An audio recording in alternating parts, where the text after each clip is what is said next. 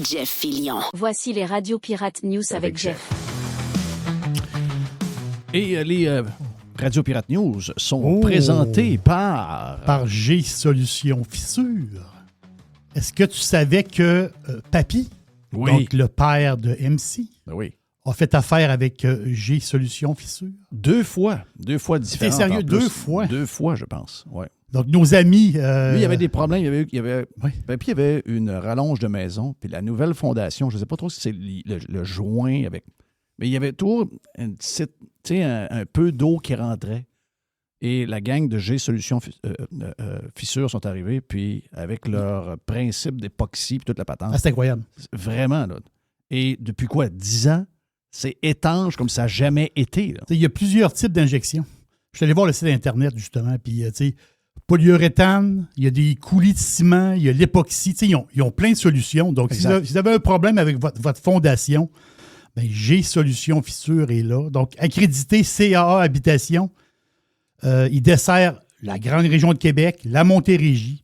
Donc, on peut les rejoindre à 1-833-Fissure. Donc, facile à retenir. 1-833-Fissure. Vous avez un problème? Ils sont là pour vous. Qu'est-ce que j'ai comme nouvelle aujourd'hui parce qu'on est sur le live puis on est sur la version Prime également en même temps.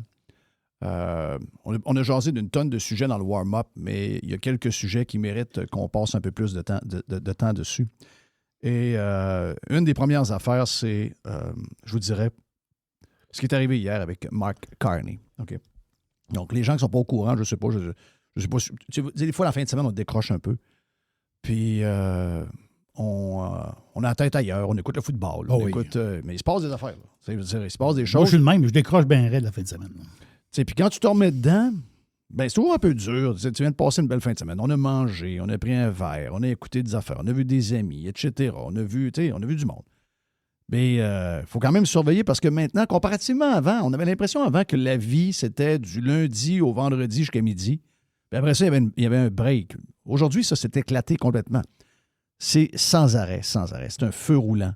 C'est sans arrêt. Et en fin de semaine, ben, il y a eu une genre de rencontre du G20 où le premier ministre Carney est allé rencontrer d'autres pays. Puis, je ne sais pas si vous avez ce feeling-là, mais entre autres, sur le dossier de la guerre en Ukraine, les États-Unis essaient de régler avec l'Ukraine et les Russes, essaient de régler une Xème guerre depuis que Trump est arrivé au pouvoir.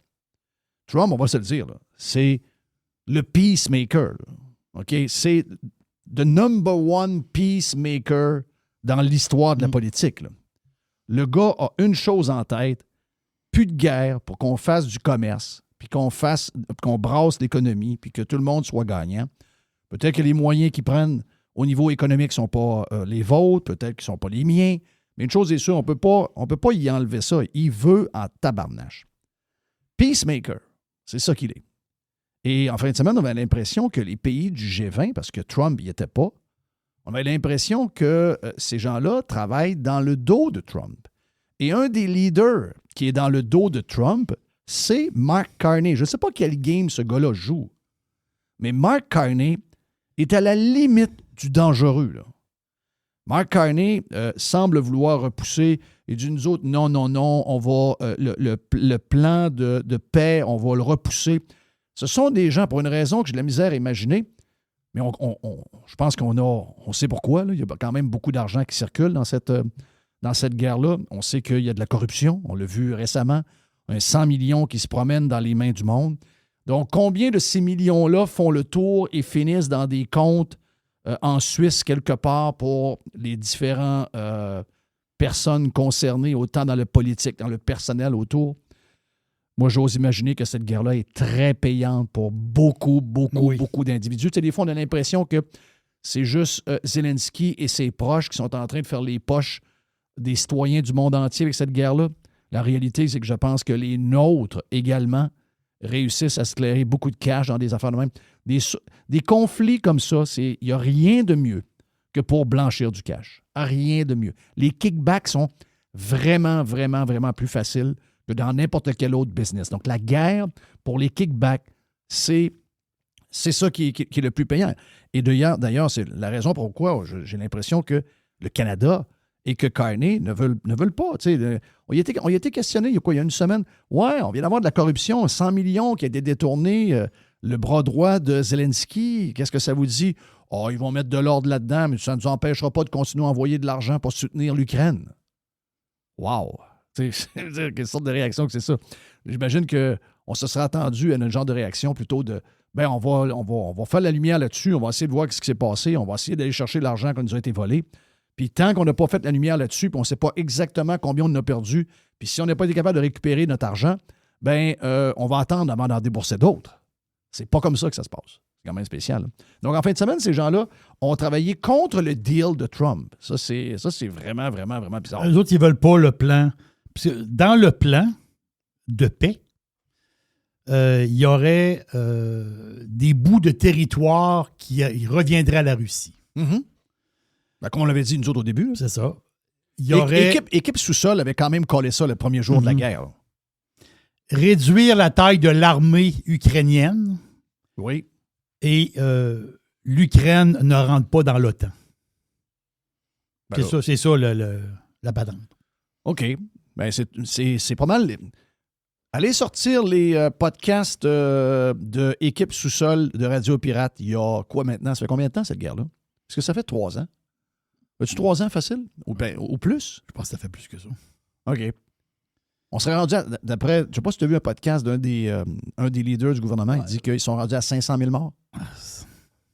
Il dit... J'aime mieux pas de savoir. Il dit 500 000 morts et 500 000 blessés graves. Wow! Fun une guerre. Fun. Si vous écoutez les vieux podcasts de Équipe sous-sol, vous allez voir que c'est probablement ce qu'on vous a dit au début de la guerre. Ça va finir avec pas de NATO, ça c'est clair, parce que c'est ça qui a provoqué la guerre. Il va y avoir des territoires de l'Est qui vont être cédés. Et il n'y aura plus d'armée. À 500 000 morts, il n'y a déjà plus d'armée, là. Puis il n'y aura pas d'armée américaine, il n'y aura pas d'armée de l'OTAN dans le pays, c'est clair que... Ça a commencé en février 2022. Février 2022. Donc, on va commencer notre... On s'en va sur la 4e année. On finit la 4e année au mois de... C'est ça, au mois de février. C'est ça. On va commencer à 5e. À moins que Trump et sa gang. Mais, OK, ça, c'est un point. Mais le point du week-end que vous avez peut-être manqué, normal, on a plein de choses à faire. Et questionné par la presse, avec ses drapeaux canadiens, Mark Carney, qui n'est jamais au Canada, vous avez remarqué comment ce gars-là n'est jamais... Il n'est pas à l'aise. Il n'est pas à l'aise au Canada. Il n'aime pas être au Canada. C'est pas un gars qui a été beaucoup au Canada dans sa vie. C'est un gars qui a beaucoup de voyages de prévus. C'est un genre de diplomate, on dirait. Oui. C'est pas un PM, c'est comme un diplomate. Exact. C'est un gars qui joue dans ses valises. Oui. Là, ça se passait où, cette affaire-là? Ça se passait Afrique du Sud. Afrique du Sud. OK. Donc, il était questionné à savoir comment ça se passe, les négociations avec les États-Unis, avec Trump. On a appris aujourd'hui que, ce matin tôt, on a appris que il n'y a pas de tarifs qui ont été rajoutés au Canada. Donc, malgré ce que Trump nous avait dit, il n'y a pas de tarifs qui ont été rajoutés. Tu sais, les menaces de tarifs, ça va augmenter de 50 aussi. Finalement, ça a été dit, mais ça n'a pas été fait. OK? Mais on est dû pour qu'il se passe quelque chose. Tu sais, il y a un paquet de domaines où ce que ça... entre autres, le bois. Le Québec, le bois, c'est une des économies les plus importantes du Québec depuis l'histoire du Québec, depuis la fondation du Québec. Donc, l'industrie du bois, ça a tout le temps été, dans le PIB, une des industries, d'abord, énormément d'exportation. Et c'est une des industries les plus importantes avec l'aluminium, puis avec... et là, le bois, il y a peut-être... En tout cas, c'est pas moi qui le dis, c'est François Legault qui dit, sur 60 000 jobs dans le bois, on en a 30 000 qu'on pense de perdre. Et le bois, c'est quoi? C'est les bûcherons, c'est les gens des scieries, c'est les gars qui transportent le bois, donc les gars avec des grosses machines en train de couper des arbres. 30 000, donc c'est une job sur 2. C'est ce que François Legault dit, là. Une job sur 2. Donc, pour beaucoup de monde dans ce secteur-là, le temps des fêtes de cette année 2025, il n'est pas le fun. Il n'est pas le fun. On ne sait pas trop sur quel pied danser, on ne sait pas trop comment ça va finir. Puis là, beaucoup de ces gens-là disent, mais qu'est-ce que vous faites? Êtes-vous en train de négocier? Êtes-vous en train de vouloir en arriver à un deal? Tous les pays du monde sont en train de, incluant même la Chine, sont en train de négocier avec les États-Unis. Et pendant que le Canada joue une game complètement différente de tout le monde, où on a été les seuls qui ont fait des contre-tarifs pour taxer les Canadiens, mais pendant ce temps-là, notre économie stagne. C'est ce que nous dit le Globe and Mail en fin de semaine, que c'est beaucoup plus qu'une récession. Ce que nous vivons, il n'y a pas de description qui a déjà été faite de ça. C'est un genre de cataclysme. Nos exportations sont en baisse de manière drastique. Et notre relation où on était les premiers avec les Américains en échange, eh bien, dans les dernières semaines, les Mexicains nous ont battus. C'est fun. Donc, c'est une stagnation incroyable pour l'économie canadienne. Écoute, moi, je vous ai déjà collé la shot, je vous ai déjà dit. Le bois, ça va être un carnage. Le Canada est tellement dans le trouble, surtout avec le monde qui boude, puis les réactions émotives, mais surtout le politique. Tu sais, je veux dire, les gens qui négocient pour nous autres, c'est Mel Joy, là. Faut pas oublier ça, là. Vous avez une des hauts placés du gouvernement, c'est Mel Joy, là. Vous savez tout de suite que vous êtes c'est le ministre de l'Industrie, pas tant de Vous choses. savez que vous êtes mal équipé, là. Si Ben vous partez, que vous avez Mel Joy, vous savez que vous êtes mal équipé. Mais ça semble comme comique, là. Ça semble être comme une game. On est comme des gens qui n'avaient pas grand-chose à faire. Et sérieusement, le Canada est en train de s'écrouler, là. Le Canada est en train de s'écrouler, là. Un matin, il y a eu une mauvaise nouvelle. Bon, ça ne touche pas le Québec, on s'en sac, mais au Nouveau-Brunswick, on a une claque à la gueule un matin. Parce qu'il y a une grosse entreprise du Maine, ça s'appelle Woodland Pulp. Eux autres, 30% de leur bois vient du Canada, vient du Nouveau-Brunswick. Et là, il n'y a plus une pitoune qui va rentrer aux États-Unis du Nouveau-Brunswick. Donc, fourrez-vous là, dans le cul là, votre bois. Ça, c'est une grosse nouvelle pour le Nouveau-Brunswick. Là. Très gros, mais c'est une nouvelle comme ça après l'autre. Non, mais ça, je te dis, c'est que le secteur automobile est en train de s'écrouler. Le secteur agroalimentaire est en train de s'écouler. En fait, on a 72% de nos exportations qui s'en vont aux États-Unis. Ils ont bien beau vous dire n'importe quoi, là. Ils ont bien beau vous dire on va trouver d'autres marchés, on va arrêter notre dépendance avec les États-Unis. C'est un nouveau monde, on ne sera plus jamais comme on était auparavant. Oui, OK, mais je veux dire, OK, mais on n'essaie pas de se garder, je sais pas, on n'essaie pas de garder un peu de relation, quelque chose. Bien, Mark Carney a été interrogé ce week-end à savoir, coudonc, qu'est-ce que vous faites avec les États-Unis? Est-ce que vous négociez avec Trump? Écoutez bien la réponse. Who cares? I mean, it's a detail. Who cares? Non, who cares? Alors, arrête. Il a été questionné à savoir, est-ce que vous négociez avec les États-Unis et avec Trump pour... Un peu, là. On parle de centaines de milliers d'emplois qui sont touchés. Là. Oui. Centaines de milliers d'emplois. Vous voyez le taux de chômage qui monte et qui monte. Ah ouais, mais là, dans le dernier mois, ah ouais, mais c'est des jobs. C'est des jobs de Noël, là. OK? Les jobs que vous avez eus. Ça, c'est des jobs de Noël. C'est des jobs de Noël à temps partiel. C'est pas des jobs à temps plein, là. C'est les jobs normaux de préparation des grands magasins pour le. C'est ça tous les années, là. Le nombre de jobs à temps plein, lui, diminue.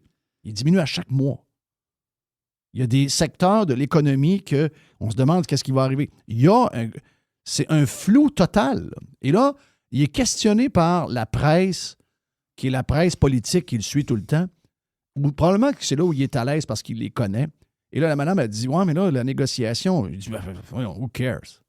Who cares? Who cares? I mean, it's a detail. It's a detail. I spoke to him. I'll speak to him again when it matters. I mean, the sort of, comme j'ai dit, nous sommes très occupés. Nous sommes très, très occupés avec l'avenir du Canada. Nous sommes maîtres chez nous et avec les nouveaux partenariats.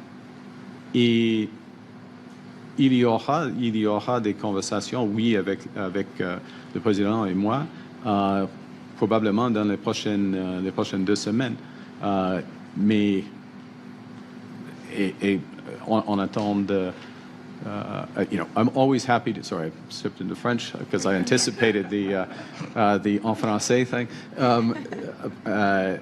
I look forward to speaking to the president soon, but I don't have a burning issue to speak with the president about right now. When America wants to come back and have the discussions on the trade side, we will have those discussions. I'm going to answer a potential question here, and then I'll pass back, which is, for example, with respect to Ukraine and the 28-point plan. We are a core member of the Coalition of the Willing. You would have seen a demonstration of that yesterday with the meeting of European leaders, a core group of European leaders, the Prime Minister of Japan, ourselves, and which formed a common position. And that common position is communicated. Our national security advisors are meeting today in Geneva, including Canada's, and the common position communicated to do the additional work that's required on the peace plan there. Each of us do not need to call President Trump and communicate that position. We need to forge that position. That position's been communicated. The follow-up is being done by our national. Donc, on a un premier ministre qui est en guerre contre les États-Unis. C'est clair et net, là. Il n'y a pas de... Sur tous les sujets, là. On n'a pas besoin de who cares? C'est le premier point. Who cares? On a des partenaires ailleurs. On n'a pas besoin de... c'est ça, exact. On est très, très occupé. On n'a pas le temps. On est très, très, très occupé. On est en train de faire des alliances avec plein de monde. Des alliances. Les alliances. Le gars du Nouveau-Brunswick que tu viens de me parler, ça lui donne quoi, lui, les alliances avec le Laos? Ils sont dans le bois, Jeff. Qu'est-ce que c'est? Son client est dans le Maine. Dans le Maine. Il ne prendra pas ses pitounes, puis il n'ira pas émener au Laos. Il ne va pas émener au Laos. Le Laos, ils ont du bambou aussi dans les maisons. Crissez-nous patience. Et en québécois, au cares, on s'en calisse. Oui, c'est ça. Tu l'avais dit en québécois, c'était ça. Exact. Une relation avec les États-Unis, on s'en calisse. Et c'est ce qu'il dit. Il dit, on n'a pas le temps, on est occupé, puis on verra à un moment donné si on a besoin de se parler. Mais il faudrait juste rappeler à ce gars-là là, que... ils vont nous ramasser pour rien. T'sais. Déjà qu'on est un pays... En fin de semaine, je voyais tous les grands questionnements sur les avions parce que là, il ne faut pas acheter de F-35. Là, notre guerre contre les États-Unis est rendue folle. On est rendu qu'on veut s'acheter des avions suédois qui datent de 40 ans. Là. Tu vois qu'on est complètement plus là. Pendant ce temps-là, Poutine nous a dit en fin de semaine, vous êtes un pays complètement désorganisé. Vous êtes mieux nous checker parce qu'on va arriver par le nord. C'est ça. Si je comprends bien, si je déchiffre bien, c'est ce qu'il dit. Vous êtes un pays désorganisé. Donc, le message qu'il envoie, si vous n'avez pas les États-Unis, on va rentrer par chez vous. Donc, le nord, là, c'est pas juste les crabes qu'on va aller chercher. Ça se peut qu'on aille chercher avec des tuyaux, on va aller chercher votre pétrole qu'il y a dans le nord. On fait bien les affaires. Donc, pays désorganisé complètement. Pas focus du tout ce qui va arriver. Parce que là, on est là-dedans. Là. On pourrait le régler. On pourrait faire comme tous les autres pays du monde. Essayer de régler, puis aussi de commencer à parler probablement même de l'entente, parce que là, si on ne le fait pas là, on va le faire quand? Ça semble que 2026. 2026, c'est un peu tard. Là. Au rythme où ça va, 2026, on ne se rendra pas. Là. Moi, j'étais vous autres, commencerez à regarder l'entente de libre-échange là. Pirater, c'est légal. Radiopirate.com. Radio Pirate. 100% 100% Pirate. Radio Pirate. Pirates Wanted. Please stand up! Parce que là, actuellement, la beauté, c'est qu'on est protégé. Hein? 90% de l'économie canadienne est protégée par l'entente de libre-échange. Donc, cette entente-là, les Américains ne l'ont jamais touchée. Nous, on l'a touchée. Nous, on a mis des taxes sur des choses qui rentraient des États-Unis que nous, on a payées. Vous vous souvenez? Donc, ça, on a payé ça pendant un mois et demi. Ça traîne encore dans les inventaires, donc on en paye encore. Mais ça, c'est nous, là. C'est nous qui avons joué dans cette entente-là. Mais si cette entente-là n'est pas renouvelée, n'est pas renégociée comme du monde, là, c'est 90% de tout ce qu'on envoie qui va être touché par des tarifs pour l'autre bord. Là, c'est la fin. Là, c'est fini. Là, c'est fini. Là, on ne pourra pas tout travailler pour le gouvernement. Là. Non. On ne pourra pas tout travailler pour le gouvernement. On ne pourra pas tout avoir des jobs de fonctionnaires. À un moment donné, ça prend une forme d'économie quelque part. Bien, si ça, c'est... oh, who cares? On n'a pas le temps. À un moment donné, on les verra. Mais oui, à un moment donné, je vais parler au président. Mais on agit comme si on était le gros des deux. On agit comme si c'est nous qui pouvions être indépendants parce que finalement, on n'a vraiment pas besoin de l'autre tant que ça. Ben, il est là le bug. C'est que les Américains, par leur grosseur d'économie, la grosseur de leur économie globale, les relations avec le Canada, ça représente à peu près 1,7 % de leur économie totale. Mais nous autres, ça représente tout près de 30 %. Tu ne peux pas jouer. Tu sais, si, mettons, on était à 4, on peut jouer au gros bras. Tu sais, 4 %. Même si on se fait shaker. Mettons qu'on perd. Mettons qu'on fait nos braves, puis on perd. Tu dis, ouais, tu perds quoi? Ben, tu perds 4 % de ton PIB. C'est gros, là. T'es en récession. T'es en récession. Mais tu dis, regarde, on va prendre le hit pendant 1 an et demi. Puis par après, on va développer d'autres affaires, puis on va se réinventer. Puis on va essayer de récupérer, en tout cas, d'ici 5 ans, on va essayer d'arriver 0. Ça veut dire que le 4 % qu'on a perdu, là, on va essayer de... Donc, pendant 5 ans, t'es dans la misère. Mais t'es capable de survivre. Mais là, c'est 27,9 % l'économie américaine avec le Canada. Là. C'est 27,9 % de notre PIB. Là. Christophe, je sais pas, là, mais c'est des méchants cowboys, ce gars-là. Là. Un méchant cowboy. Puis ça n'a pas l'air à déranger personne. Même que le gars c'est le gars des épices guerriers. Oui. Il est obligé de faire une vidéo parce qu'il faut calmer le monde encore. Rendu au mois de quasiment Noël. Ça va faire 1 an dans 3 mois là, qu'on est là-dessus. Là. Les amis, on n'a pas de pouvoir. On a le droit d'aimer notre pays, on a le droit d'être fiers de notre passeport, on a le droit d'être fiers de notre équipe de hockey, on va l'être aux Olympiques, on va prendre pour le Canada. Mais là, ce game-là, il faut se rappeler qui on est. Là. On est un petit pays. Pas un jeu. On est un petit pays qui est à la remorque des États-Unis. Non, c'est pas un jeu. Moi, ça ne me dérange pas. Parce que moi, je pense qu'éventuellement... Moi, j'ai fait une prédiction il y a 5 mois, 6 mois. Moi, je pense que ça va finir avec une intégration économique. Pas parce que le gouvernement va le vouloir, pas parce que les Canadiens anglais vont le vouloir, parce que ce sera ça. On appelle ça acheter une business pour une pièce. Oui, mais avant qu'ils nous ramassent, on va crever comme des rats avant. Oui. C'est ça l'histoire. Ben, tu sais, il y a une manière de le faire. Oui. Il y a une manière que tu sens à rien, qu'au contraire, tu t'enrichis rapidement et tu profites de l'offre. Ou si tu joues au tough, ben dis, ben regarde, on va te laisser aller.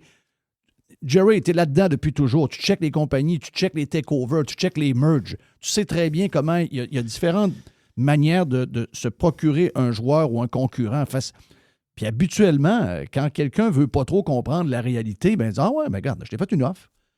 On avait des points communs, on pouvait renforcer ces points-là. Mais là, tu décides de jouer au gros bras, puis tu n'es pas équipé bien. Donc, je vais te laisser aller, puis mec, tu es rendu à bout de souffle, je vais te ramasser pour une pièce. Comme tu dis, le problème, c'est que pendant qu'on s'essouffle, on va avoir mal. Tandis qu'on aurait pu éviter ça. Mais j'aimerais ça savoir si ce gars-là pense vraiment ce qu'il dit. J'essaie de comprendre qu'est-ce qu'il y a derrière son affaire. Tu sais, c'est supposément un banquier, supposément un gars qui a un CV, supposément un gars qui est bon. Tu sais, il a tout à lui, il a des compétences. Il était à la Banque d'Angleterre, il était à la Banque du Canada. C'est ça. Tu sais, lui, il est vraiment bon. Je peux comprendre que, à quelque part, je ne le comprends pas, mais mettons que je peux l'accepter qu'il y ait des têtes brûlées, anti-américains, qui viennent à moitié fous puis qui s'ostinent sur les histoires d'épices parce que le gars fait de la business aux États-Unis. Là, tu te dis, je suis des têtes brûlées, mais qu'est-ce que tu veux? Mais là, Christophe, c'est du monde au gouvernement. Là. Oui. Ils agissent comme la bonne femme dans son appart en jaquette, là, qui écoute TVA à journée longue. Ça veut dire, Christophe, si vous êtes... C'est eux autres qui sont au gouvernement. Ils agissent pareil. Oh là, c'est pas grave, on ne parle pas aux Américains. Les Américains, on ne parle pas aux autres. On ne parle pas aux Américains. C'est quoi cette réaction-là? C'est la réaction d'une bonne femme, d'un bonhomme à la retraite.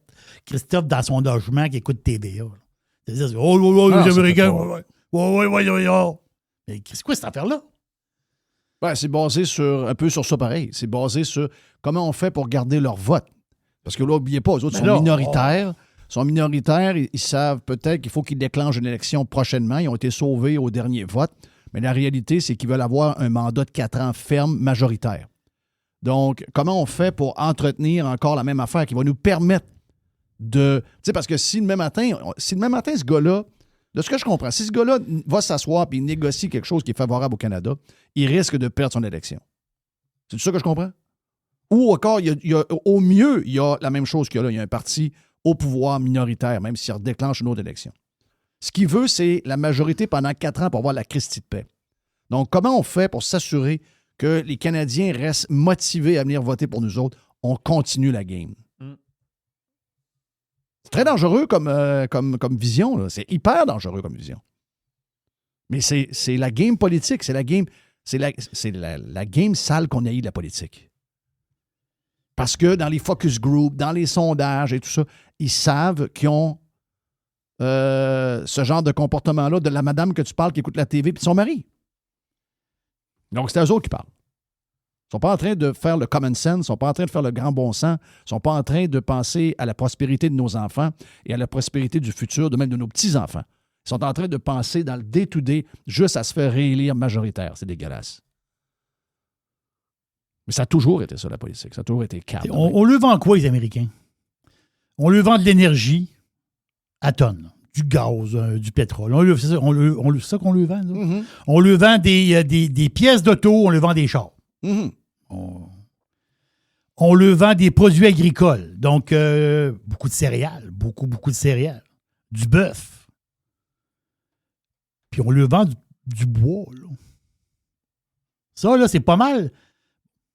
Dans les autos, je vais t'embarquer l'histoire de l'aérospatiale là-dedans. Puis là, les moteurs de chez bon. Mais c'est ça notre business avec eux autres, là. Fait que si tu fais crever le bois, là, le Canada s'effondre. Moi, je te Non, le mais dis. regarde, là. Le Canada t'ai s'effondre. parlé C'est tantôt. toutes les régions, Jeff. Ouais, mais- C'est les régions. Le Canada, Christophe, tu ne peux pas faire mourir le 3/4 du Nouveau-Brunswick.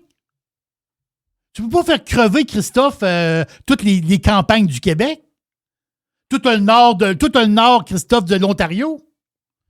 Le Canada, c'est pas juste des petites villes remplies de cheveux mauves, là. Le Canada, Christophe, c'est des... Qu'est-ce qui fait vivre le Canada? Le gars sur le chômage à Toronto. Le tu sais. fer, l'aluminium, Merci. le pétrole, Mais c'est le où gaz. ça? C'est où ça? Ben, c'est pas dans les centres-villes. C'est pas dans les centres-villes, ça, là. C'est pas dans les centres-villes, là. C'est pas là, là. C'est des régions. Le Canada, c'est ça. C'est un pays de ressources. Les ressources et les régions. Ils vont mourir. Ils vont mourir. Puis là, ce monde-là, qu'est-ce qu'ils vont faire? Ils vont s'en revenir en ville. Là, tu vas former des plans. Tu nous as parlé l'autre semaine, Christophe, de Val-Jalbert. C'est-à-dire, Val-Jalbert, il va y avoir des Val-Jalbert, là. Moi, je te le dis, là. Ben, ils disent que si ça continue, il y a 30 villages vont fermer. Bon. C'est bol. Le village va fermer, c'est pourquoi? Le village va fermer parce que le gars qui a une tank à gaz et un dépanneur, Ouais, mais- il va fermer. OK, mais je ne veux pas les défendre, mais comment tu fais pour raisonner? Tu sais, soit que tu rentres devant eux autres et tu leur expliques qu'il faut qu'ils se calment les nerfs puis voici ce qu'on va faire. Ça, c'est la grosse job. C'est ce que je dis souvent, prendre le bâton du pèlerin et essayer de faire de l'éducation puis essayer de convaincre le monde de se calmer les nerfs puis voici le plan. Ou tu prends la solution facile puis t'embarques dans la patente. Comment tu fais pour... Tu sais, en fin de semaine, je ne sais pas quel... Mais tu sais, je ne sais pas si c'était sur mon genre de fil. Hier, je vois ça, hier soir. Je vois sur mon fil X plein d'affaires sur les... Je ne sais pas le nom des avions suédois là, pour remplacer les F-18. Là. Mais ils sont prêts à ça. Là. Ils sont prêts à plus faire affaire avec nos partenaires américains, les avions dans lesquels on a investi. Il y a des milliers de jobs au Canada qui sont liés à ce contrat-là. Il y a déjà des gens, juste à Montréal, il y a 1000 personnes qui doivent faire 100 000 par année à juste travailler pour la compagnie qui va s'occuper des F-35. Là. C'est des Gripen. Des Grippens. Ben, sont prêts à dire non, ces jobs-là, out. Ça là-bas, out. Ça là-bas, out. Pas grave. On prend des avions qu'on n'a jamais eu aucun lien avec eux autres. On n'a jamais rien. D'une génération qui est quoi? 4 générations avant les avions qu'on a là en ce moment. Ils sont prêts à faire n'importe quoi. Ils sont prêts à faire fermer toutes les entreprises qui sont liées dans l'aérospatiale à l'industrie dans laquelle on est impliqué, qui est McDonnell, Douglas ou Boeing. Oui. Tu fais quoi avec ce monde-là? Si, mettons, tu es politicien, tu dis, OK, je je fais quoi, là? J'essaie de les convaincre, mais ils n'ont pas l'air à être... ils ont pas l'air à être les deux pieds sur terre et avoir les oreilles ouvertes bien. Ils ont l'air ses nerfs pas mal, là. Il est-tu sérieux, Carney? Dans le sens sérieux-tu? Je sais pas, man. Non, mais est-ce que tu mets ton pays à terre parce que tu veux 4 ans de plus de salaire de premier ministre, là? Ah, c'est 4 ans de pouvoir, pas de salaire, sans crise pas du salaire. Chris, donnez-y de l'argent pour qu'il s'en aille, là. Je sais pas, moi, Christophe. S'il faut l'acheter, on va l'acheter là, pour qu'il s'en aille. C'est-à-dire, à un moment donné, tu peux pas mettre ton pays à terre Non, je sais. pour faire de la politique. Pense à ça 2 secondes. Faut que tu sois au-dessus de ça. Regarde. Faut être au-dessus de la politique à un moment donné. Mais ça n'existe plus. Ça n'existe plus, ça, quelqu'un qui est capable de se mettre au-dessus puis qui va prendre... C'est quoi qui est dur aujourd'hui? C'est d'essayer de convaincre le monde. C'est d'essayer de... T'sais, au lieu de faire le tour du monde, tu t'en vas, tu vas rencontrer le monde puis tu vas leur dire, regardez ce qu'on va faire. Oui. On va faire telle affaire. D'abord, on va se calmer les nerfs. On fait comme Guy Moore dit. Te rappelles-tu de Guy Moore? Quand Guy Moore, ça allait mal, là, On va se calmer les nerfs, On va là. se calmer les nerfs, là. C'est C'est que c'était bon. bon, mais il faut faire comme Guy Moore. Il faut se calmer. Il faut commencer par se calmer les nerfs. Ouais. Mais eux autres, au lieu de calmer les gens, ils mettent du gaz sur le feu à tous les 2 jours. Là, je me dis, OK, mais ça veut dire que ça leur profite, ça. Les politiciens, c'est une autre espèce. T'es-tu politicien, toi, Jerry? Mais non, je ne suis pas politique. OK, moi non Je plus. ne serai jamais Moi non politique. plus. Mais c'est être les pas non plus. Je serai jamais Tanguy, politique, les pas mais non plus. c'est bol. Donc, on a de la misère à saisir cette gang-là. Oui. Tu sais, c'est une gang... C'est probablement les gens les plus mauvais de notre société. Puis je vous dis pas qu'ils rentrent en politique avec des mauvaises intentions, mais je sais pas qu'est-ce qui se passe une fois qu'ils sont là. C'est ce qu'ils deviennent. Il n'y a pas personne qui a pas fait ça comme transformation, là. Puis jusqu'à preuve du contraire, ça l'a bouffé même les nôtres, là. Même ceux qu'on aimait, là, qu'on a mis sur un genre de podium. Là. Hey, Harper, as-tu entendu ça? Harper, ah oui, c'était un bon. Hey, c'est le premier qui a écrasé l'histoire de Trump. C'est le premier qui... Encore moi, il nous l'a dit. C'était le premier qui nous a dit, ben moi, j'aime mieux que le Canada soit pauvre pendant des années puis qu'on devienne plus pauvre que d'avoir le drapeau US chez nous. Tabarnache. OK. Moi, je comprends plus le monde. Le monde a tellement changé. Le monde, Jeff, on se faisait une fierté. Pour vrai, là, on se faisait une fierté, nous autres, de savoir que, mettons, tu disais, l'agneau de Charlevoix était exporté aux États-Unis. On avait du sirop d'érable, puis il y avait du sirop d'érable qui était exporté aux États-Unis. On fait affaire avec des Américains pour tel produit. On se faisait une fierté de ça. De nos c'est bien. Le Cirque du Soleil avait... Le Cirque du Soleil, puis Le Cirque du Soleil à Miami, à Vegas, bien, à puis, New York. il y a jamais, le soleil ne se couche jamais sur le Cirque du Soleil. Il fait toujours clair quelque part. Il y Ils a n'ont toujours pas un changé cirque. de nom. Mais non, ce que je veux dire, c'est que le rayonnement du Québec, du Canada à l'extérieur, ça nous faisait plaisir. Qu'est-ce que ça nous faisait plaisir, Chris? Oui. Aujourd'hui, c'est totalement le contraire. Le gars, il veut vendre des épices. Et le monde, il se promène dans le bois pour ramasser, écrire des épices, puis il veut en vendre aux Américains. Il se fait traiter de quasiment de fou. Là. Pensez à ça 2 secondes. Les épices du Gaulois. Du guerrier. Du guerrier.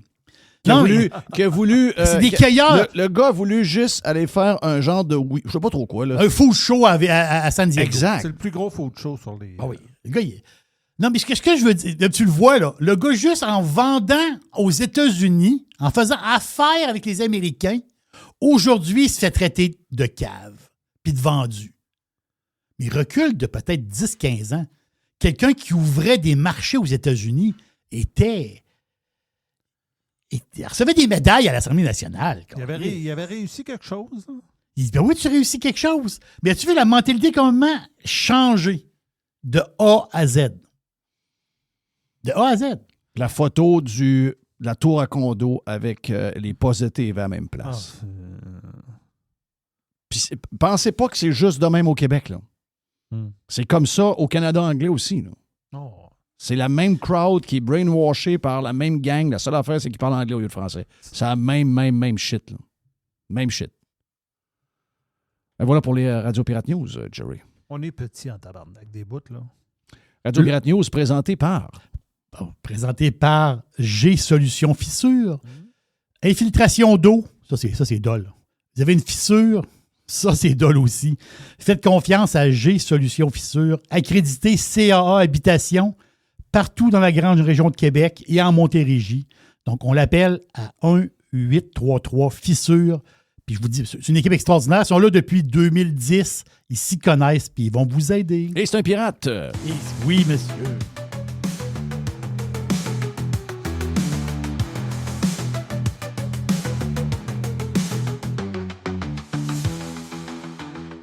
Faites partie de l'invasion. Radiopirate.com. Radio Pirate. 100% 100% pirate. Radiopirate.com. La chronique de Régent Tremblay vous est présentée par les sauces Fire Barnes. Fire Barnes. Fais-toi plaisir, mets-en partout. Régent raconte avec Jeff. Régent informe avec Jeff. Régent dérange avec Jeff. Régent s'amuse avec Jeff. Régent podcast avec Jeff. Régent à Radio Pirate avec Jeff. Régent à Radio Pirate avec Jeff. Nous autres aussi, on a notre... on est comme tout le monde en parle. On a un gars avec les cheveux blancs, une barbe blanche. Barbe blanche, c'est ouais. ça. Salut, Reg. Mais ça ne veut pas dire que nécessairement que les deux sont brillants. Fait que, je m'excuse à l'avance. Ben, écoute, j'ai pas écouté, tout le monde en parle, mais Mr. White écouté, me dit, d'abord, il dit, il n'y a pas de bout il était poli toute la gang. Ben, il dit, il n'y a pas de bout à sortir de là. Ça, en partant, je me dis, OK, non. Ouais, ça, c'était plate un peu. Oui, MC Gilles était bon. C'est ça. MC Gilles, il a eu une bonne question. Je l'ai dit à Jeff, quand il a demandé, ben là, vous n'êtes pas capable de gérer vos conflits internes. Comment vous voulez que je gère la province? La question était bonne. Là. Pour le spectacle, la question était bonne. Mais là, Roy Dupuis était bon avec la madame, là. Avec la madame d'Hydro-Québec. Oui, parce que Roy, oublie pas que Roy était porte-parole d'un mouvement pour sauver la Romaine. Puis, il est encore là-dedans, je pense. Là. Oui.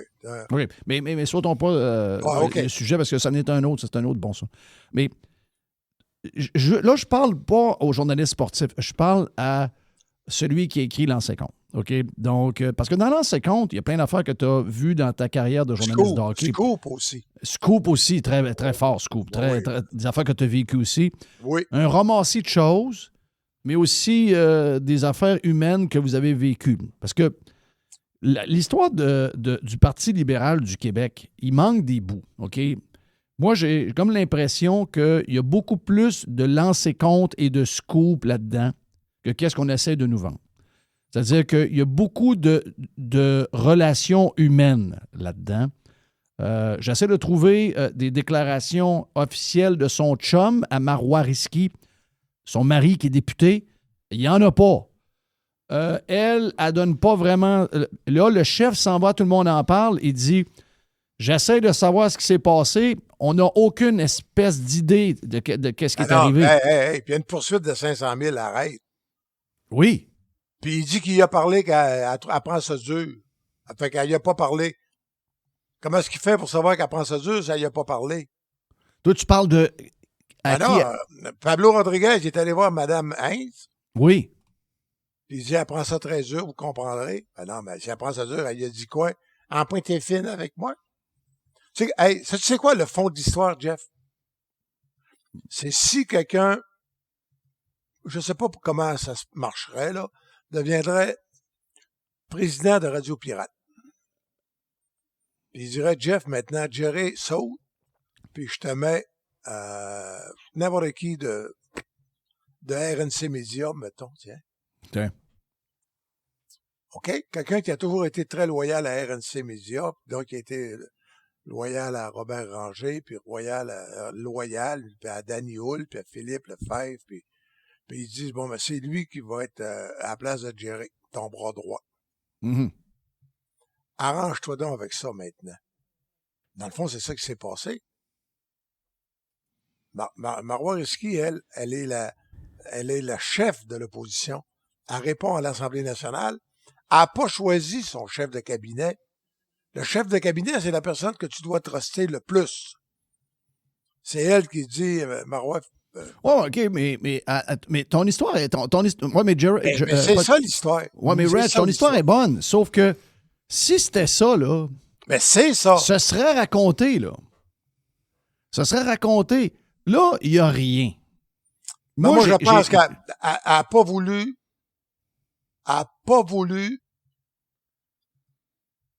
Ma lecture, Marois Risky a voulu protéger Pablo Rodriguez et le Parti libéral.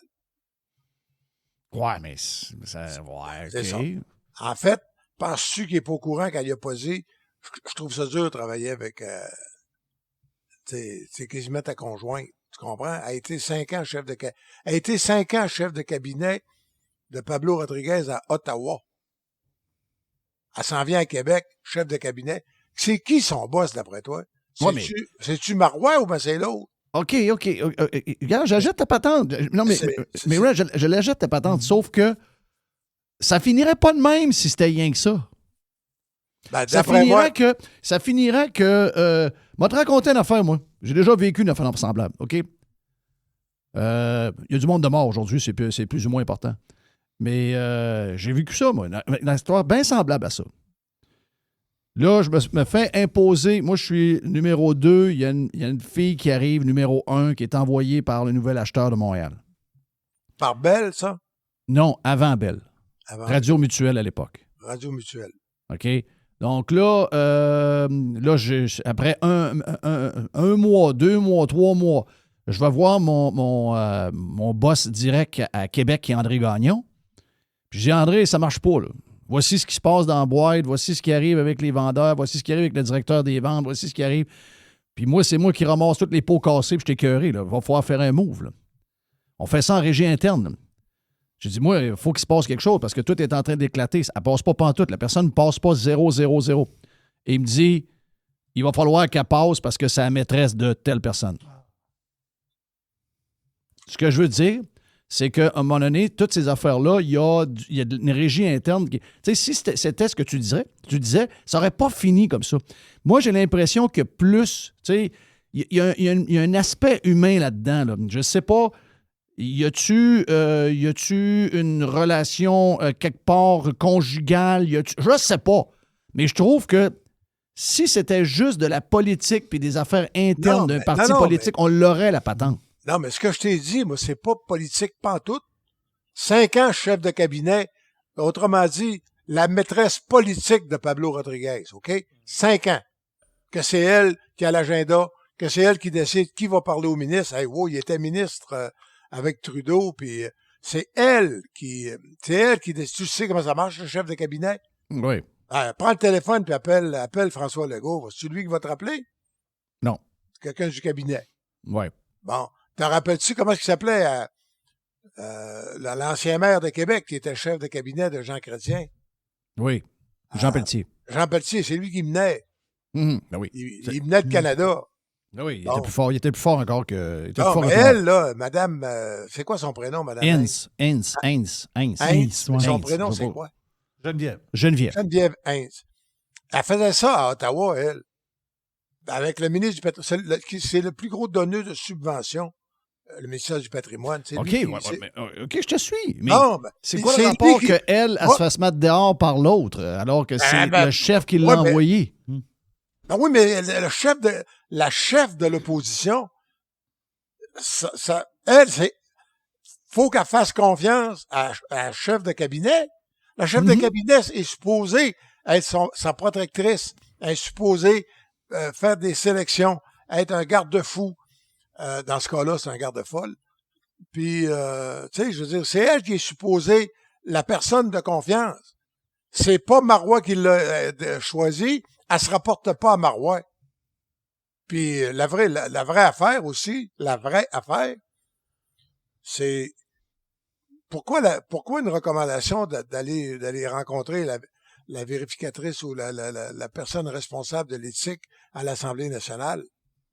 Tu sais bien qu'il y a des comptes de dépenses, puis des dépenses qui ont été faites, qui n'avaient rien à voir probablement. Ouais, mais ça, moi, j'achète pas ça, là. Ça, il y en a, c'est tous les jours de ça, là. Des affaires qui servent du budget de l'Assemblée nationale pour des patentes partisanes, je pourrais t'en nommer 30 juste pour la CAQ à tous les jours. Ça, là, c'est une patente un peu bizarre. Ah ouais, là, mais comment il s'appelle, le premier ministre du Québec? François Duplessis. Oui. Moi, il y en a plusieurs qui l'appellent Maurice. Moi, je dis que c'est vraiment au niveau de la relation de confiance. Elle était Ouais, écœurée d'avoir... C'est comme si tu avais un espion dans tout le temps. Mais premièrement, elle n'est pas chef. Dans sa tête, elle est peut-être devenue, mais pas chef. Il y a un vrai chef. Non, elle est chef de l'opposition. Non, mais elle est chef. Non, mais c'est elle qui n'est pas élu.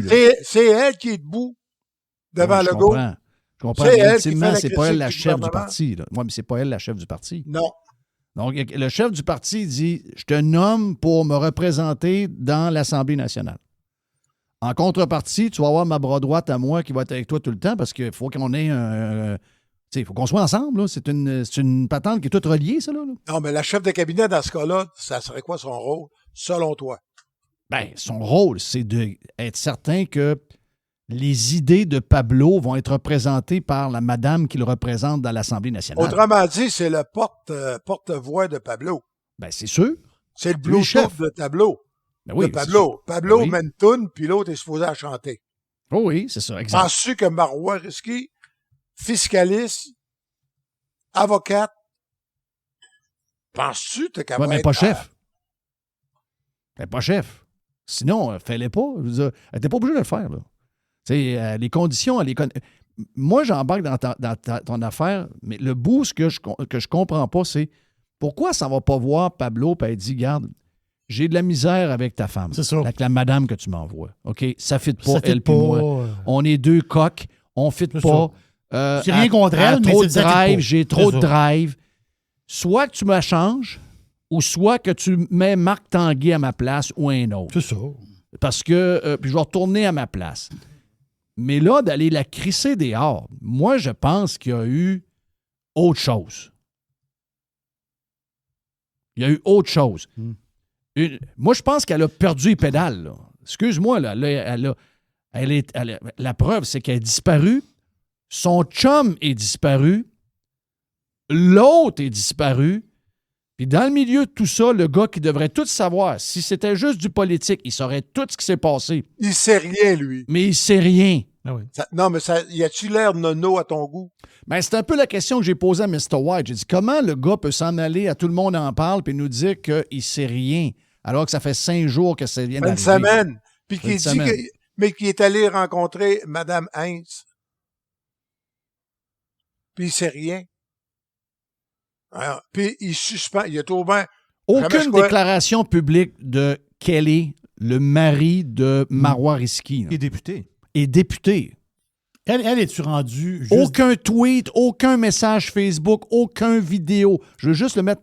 Juste que... excuse Jerry, juste qu'on se rappelle ça, que lui... C'est ça, il est là, mon point. Là. Vas-y, Jerry. Mon point, c'est qu'est-ce qu'elle est encore au Parti libéral ou est indépendante? Elle est suspendue du caucus. Suspendue du caucus. Donc, elle est seulement que députée assise dans le coin. Non. Ah ouais, elle est indépendante. Elle est plus libérale. Elle est suspendue. Ah, parfait. Attends un peu, là. Attends une minute, là. Mais non, mais reprends la déclaration. Moi, regarde un peu. Moi, ma femme, elle se fait crisser dehors du parti. Puis t'es député aussi, là. Moi, ma femme, elle m'envoie un texto. 1 minute après, je suis plus dans le parti. Là. Ben voyons, c'est ça. Moi, je suis plus dans le parti. Ouais, mais merci. Voilà, c'est Voilà. Non, c'est ma femme. Jerry, t'étais un Québécois, t'étais un Latin. Lui, c'est un Anglo. Ils sont plus calmes. Oui, peut-être. Ouais. Ah, Il est quand même assez, il doit être assez cartésien pour comprendre que ça part mais par contre, Kelly, il me semble, c'est pas mal l'Irlandais, ça. C'est supposé avoir le sang chaud. Oui. Ben moi, ce bout-là, je le trouve très bizarre. Donc, il y a du lancer-compte là-dedans. Oh oui. C'est ça que je veux te dire. Oh, oui. Ouais, mais là, honnêtement, là, moi, je mets pas d'histoire de couchette pantoute, par exemple. Pas Je te besoin dis de pas ça. qu'il y a une histoire de couchette. Non, il peut avoir Il peut avoir du flirtage, Ouais, il y a de l'humain là-dedans. Non, mais fling-flang. Le mot-clé, c'est fling-flang. Oui. Elle est allée avec son avocat dire au chef, je la mets dehors parce qu'il y a du fling-flang. Fling-flang, moi, je suis sûr que ça a à voir avec l'argent, avec les fonds de l'Assemblée nationale, qui, by the way, mon cher Jeff d'amour, c'est ton argent à toi. Oui, je sais, mais ce que je te dis, c'est pas que ça m'a... C'est tout toi qui fais. Ce que je te dis, c'est que le Parti québécois, ils ont des budgets de l'Assemblée nationale en tant que... Hey, wow, on est purs, nous autres. Wow. C'est bon, vous autres en plus. Mais cet argent-là, c'est dur. C'est une zone grise entre le travail d'élu et la partisanerie. Ça a toujours été dur à prouver, ça. Tu vas jamais bien loin avec ça. Non, mais les employés, comme les employés de la CAQ, là, qui sont les employés politiques qui appellent de la CAQ, là, ça va tout switcher au gouvernement, ça, là. Ils vont avoir de la protection d'emploi, puis tu vas y payer jusqu'à leur retraite à 60. Ben là, il y en a plusieurs qui vont retourner. Il y en a plusieurs qui vont retourner au PQ, en plus. Là. Ça, il ne faut pas oublier. Il y en a plusieurs qui arrivent du PQ et qui vont retourner au PQ. Même si le PQ vous dit non, les traîtres sont partis pendant qu'on était dans le trouble, on ne les prendra pas. La vérité, c'est que si tu veux avoir un gouvernement rapidement qui est sur ses deux pattes, ça te prend du personnel politique qui ont déjà fait ça. Ils vont les reprendre. Ben, s'ils sont bons. Oui. Moi, j'en connais. Moi, au bureau de Legault, il y a Marc Dany, c'est un des réalisateurs des documentaires de Julie. Ça, il était à BPM Sport. Puis c'était un sharp. Puis, s'il veut passer comme employé de cabinet au PQ, Marc Dany était bon comme réalisateur, puis il était bon à CAQ. Il sera bon là. Tu as besoin de monde aussi. Oh oui, c'est ça. Tu as besoin de monde. Tu as besoin de monde qui a déjà fait ça, c'est clair. Mais tu regardes les vidéos, mais c'est juste des vidéos. Puis je pense pas que ce soit des trucages là, de l'intelligence artificielle, quoi qu'on peut plus se fier à rien. Mais tu regardes des vidéos qui commencent à circuler sur Geneviève Heinz, avec Pablo Rodriguez. Je me dis de quoi ça... Comment je te dirais ça, donc? C'est cheerleaders en tabarouette. Tu sais, je veux dire, ça a l'air, c'est ça, c'est cheerleader, c'est le bon. Je n'ai pas vu vidéo. Il y a des vidéos qui courent? Ah oui? Oui. Alors, rien de compromettant, là. Mais tu sais, c'est dans des assemblées, c'est partisane, puis, mais tu sais, cheerleader. Ouais, mais ça, là. C'est pas endurable, ça. Les péquistes sont de même, la CAQ est de même. Si t'es chef de l'opposition au Parti libéral, puis que ta chef de cabinet t'arrives imposé par le chef, puis qu'elle n'est pas capable de faire la distinction, puis qu'elle n'est pas capable d'être loyale envers la chef de l'opposition publique. Oui, mais ça, c'est correct. Sauf que tu finis pas ça de même. Mais comment tu finis ça? Ben, tu finis que tu vas voir le gars, tu y expliques. Oui, le gars, il sait pas. Il est pas au courant. Le gars, il est chef, il sait pas. Tu crois ça, toi? Ben oui, c'est sûr que c'est vrai. La fille, elle s'est cachée, elle est partie à la course, elle a crissé dehors, elle est partie à la course, elle a donné une nouvelle à personne. Son mari est MIA, elle est MIA jusqu'à hier soir avant le show de Tout le monde en parle. Et what the fuck? Voyons. Puis Geneviève Heinz? Ben, elle, là, c'est une employée pour moi. I don't fucking care. Les autres sont des élus. Wow, chef de cabinet, arrête. Ouais, c'est des élus, là. Moi, c'est les élus que je m'occupe. Les chefs de cabinet, je les connais pas. Oh, mais qui rentre? On n'a pas élu pour eux autres. On n'a pas voté pour eux autres. Jeff, là, tu manques excuse-moi, avec toute ton expérience, tu devrais savoir que le chef de cabinet, chef de cabinet de Legault, il y a plus de puissance que Legault. Oui, mais on n'est pas là. On est avec un parti libéral qui est complètement à terre, en train d'être reconstruit. On ne sait pas s'il va se relever. Avec vraiment. un chef qui arrive d'Ottawa, puis avec la chef de cabinet qui arrive d'Ottawa. Oui. Avec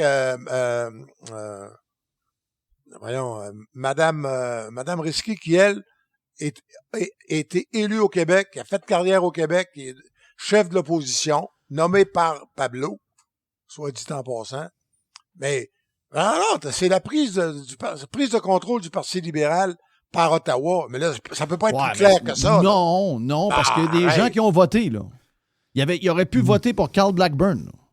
Ah oui, ils ont été... Il y a eu un processus interminable qui a duré quasiment pendant 2 ans de temps. Parce là. qu'ils ont posé la c'est pas question du monde à Pablo. d'Ottawa qui ont voté pour Pablo, c'est du monde de C'est le Montréal. même parti qui a expulsé Denis Coderre. Oui. Ben, ses impôts sont payés, là. Il va se passer quoi? Ben, ils ne parleront pas plus. C'est ça.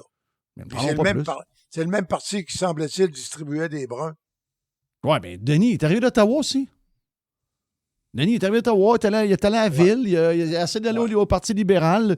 Tu sais, à un moment donné, ce monde-là en politique, ils sont à tout. D'abord qu'il y a des jobs, que ce soit à Ottawa, que ce soit à la ville, que ce soit à Québec. La seule affaire qu'ils ont en tête, c'est d'avoir une job à 200 000. OK? Le monde, les hauts placés, là, c'est juste ça qu'ils ont en tête. Le reste, ben moi, je regarde juste l'élu. Là, moi, moi, je parle des projecteurs, Jeff. L'argent, oui. Les projecteurs. Ah, les projecteurs très forts, le pouvoir. Ben oui. Ben oui, les projecteurs, les pouvoirs. Quand t'en plantes un, là, d'aplomb, ça finit par circuler partout, là, sont fiers, sont honorés. C'est fou, hein? Qu'est-ce que tu veux dire par là? Mettons que t'es tanné de, je sais pas qui, moi. Mettons Rodriguez, que tu le passes au cash, là aujourd'hui, là.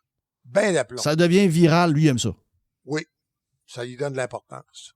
Ouais, je sais. Même ça, Jeff Fillion m'a planté. Oui, ça, je sais. Bon. Fait que...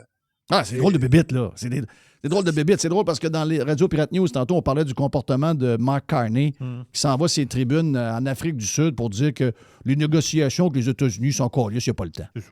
OK. C'est 72 des exportations, c'est 27 du PIB du Canada. C'est une des relations d'affaires les plus importantes dans le monde entier. Là. Ben, au Costco, t'achètes tes mandarines qui viennent d'Afrique du Sud. Oui, je sais. Puis du Maroc. Mais tu dis, comment ça? C'est un genre de bébite que c'est ça de parler de même. Le gars, il dit, hey, avez-vous l'intention de reparler avec M. Trump? Négocier? Who cares? Il répond, who cares? Who cares? Les péquistes l'ont voté elbow up. Oui, c'est ça, il y en a plein. Elbow up. Ben oui. Ça, t'as-tu essayé de le comprendre, d'ailleurs, pourquoi il y a des péquistes qui votaient Bloc qui ont voté elbow up? Anti-Trump. Ah, anti-Trump. Oui, la réaction à Trump. Oui. Tu sais, quelqu'un qui écrivait en fin de semaine, il dit « J'ai rencontré une madame, elle est écœurée du gouvernement qui prend toute la place, elle va voter PQ, donc ça va être le même gros gouvernement qui va prendre toute la place. » Puis elle dit, là, le gars, il dit « Ouais, mais tu vas-tu voter oui au référendum? » Elle dit « Non, ça m'intéresse pas. » Le monde est mêlé en tabarnache, Reg. Vraiment, là. C'est crazy. Hey, madame, il y a juste toi qui peux comprendre ça. Jerry est trop jeune. Comment est-ce qu'elle s'appelait, Madame Roland, là, qui avait écrit un téléroman, Monsieur le ministre? Solange Chaput-Roland. Oh. Oui, Solange Chaput-Roland. La libérale. C'est pas elle qui l'écrivait, par exemple. C'était l'ex-femme du sénateur Bégin, Michel Bazin. Mm. OK. Donc, ce que je veux dire, c'est... elle pleurait, elle, ces Rocheuses, en 80. Elle avait pleuré. Elle perdrait ses Rocheuses. Elle était jamais allée, là. C'est la première fois qu'elle y allait. Elle perd, tu sais. Oui, c'est ça. Moi, les affaires inexplicables, de même. Non, mais moi, là, tu sais, Jeff, je sais que t'es pas égaré pour la vie dans ton cas. Ça va être très long, probablement pas avant encore 5-6 ans. Ah, moi, je t'ai écœuré, là. Ma blonde me traite de séparatiste, toi, tu me traites de fédéraliste. Hey, moi, te donner un conseil. Tu couches avec ta blonde. Oui. C'est elle qui a raison. Non, mais c'est parce qu'il y a quelqu'un qui m'a mis dans l'autobus du oui à semaine passée, là. Tu sais, veut dire, oui. Sans mon consentement, là, quand même. Non, mais c'était bien fait. Tu étais à côté de Woke parfait. Oui, imagine-toi à côté de Rouba Gazal, comme si ça pouvait arriver. Mais tout le monde peut se mélanger aujourd'hui. Ouais. Ah ben voilà pour Reg. Radio Pirate avec Jeff Réjean à Radio Pirate avec Jeff.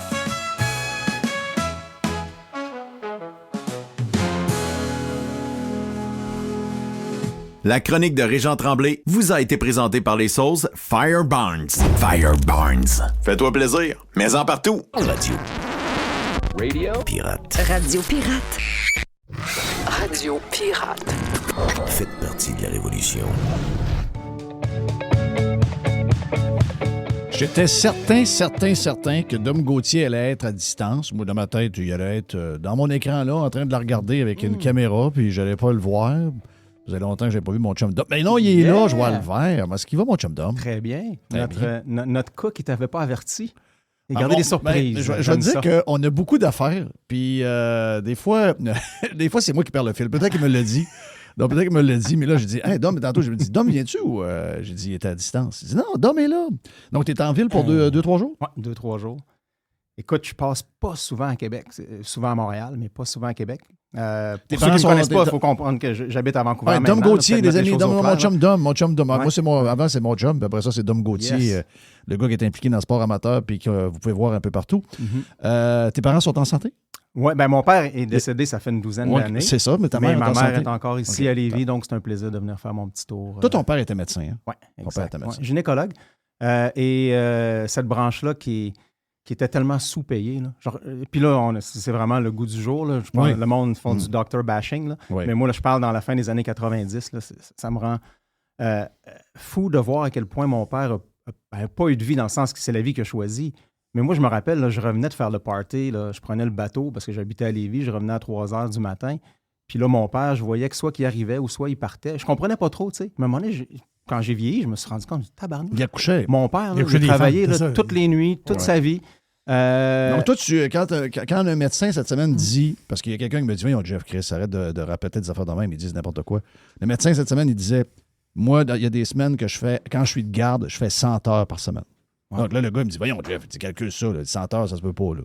Ouais, mais de garde, là, ça veut pas dire que tu es en train de travailler dans ton bureau. Tu vas pas jouer au golf, là, par contre. Là, ben, lui, il dit que oui, tu peux jouer au hockey, tu vas checker ton téléphone. Moi, c'est pas, moi, ceux que je connais qui sont de garde, cette semaine, quand ils sont de garde, ils ne jouent pas au hockey, ils ne jouent pas au golf. Non. Parce que surtout dans le cas, c'est quelqu'un qui accouche. C'est là. C'est pas mal là. Ouais. Donc, toi, tu as vu ça, là, pour vrai? Oui, j'ai vu ça. Puis, bon, il était beaucoup moins payé à l'époque, c'est sûr. Il y a quand même eu une augmentation. Quand lui a fini de travailler au début des années 2000, là, ils ont vraiment mis à un niveau respectable à ce moment-là. Mais c'est une fédération qui a toujours peut-être manqué de talent de négociateur, là, parce que tu regardes ça, une profession comme celle-là, cette discipline-là, disons, de la gynécologie, ben tu compares ça à un orthopédiste. L'orthopédiste, il ne se fait pas appeler à 3 heures du matin. Ouais. Mais ça, on dirait que ce n'était pas considéré dans leur négociation. Mais puis naturellement, mon père étant médecin, j'ai côtoyé tellement de médecins dans ma vie, ils ont été longtemps sous-payés. Maintenant, après, on pourrait débattre où ça en est rendu, là. Mais bon, voilà. Regarde, anyway, ce qui n'est pas posé, ça n'a pas l'air à marcher. Je veux dire, quand des gens s'en vont, puis les gens, il y a quelque chose qui ne marche pas dans ton plan. Là. Ils ont probablement pesé ces mauvais pitons. C'est ça. C'est le système au complet. Oui. Dans le fond, c'est une crise du système. Là. Oui, on pointe du doigt un et l'autre, mais c'est le système. Ils ne veulent pas l'admettre que c'est la crise du système. Ouais. J'ai trouvé ça intéressant cette semaine que Mme Smith, en Alberta, a dit, regarde, on va régler ça, là, les médecins, on ne vous écœurera pas. Là. Si vous voulez faire, mettons, 40 heures au public, vous voulez faire 25 heures au privé, garde, faites-le. Ouais. Ici, juste ça, là, c'est tellement juste pour écœurer le monde. Ça change quoi que quelqu'un décide de m'en donner, ben regarde, je viens de faire mon travail au public, puis le soir, je m'en vais faire 2 opérations pour une compagnie. Ça change quoi, ça? Ça dérange. Tous ceux que je connais, ça ne dérange personne. On dirait que ça dérange juste le gouvernement. Ça passe pas. Ouais, mais, man, c'est nous autres ton boss. Là. C'est nous autres qui vont dire. Si ça nous donne plus de services, plus d'opportunités, ben, that's it. Je veux dire. Puis le mélange public-privé est inévitable. Moi, cette semaine, j'ai besoin d'un dermatologue, j'ai appelé. Puis c'est 108 000 personnes en attente pour voir un dermatologue. Donc, c'est 2 ans. C'est ça. J'ai quelque chose dans le dos qui m'énerve. J'attendrai pas 2 ans. Donc, je vais le payer, le 300$. C'est le dermatologue doré. Là. Dans le temps, je pense que c'était un pirate. Je ne sais pas s'il l'est encore aujourd'hui. Je m'en allais le voir. I don't care. 300$. Puis pendant ce temps-là, si je paye, qu'est-ce que je viens de faire? Ben, la liste, c'est 107 999. Je viens de faire une place. Je viens de faire une place. Tu n'embarques pas sur la liste. Je n'embarque pas sur la liste. Est-ce que tu as l'impression que ton père... vu que ton père travaillait fort, as-tu connu ton père ou tu as l'impression que ton père t'a été volé un peu? Ça me surprend.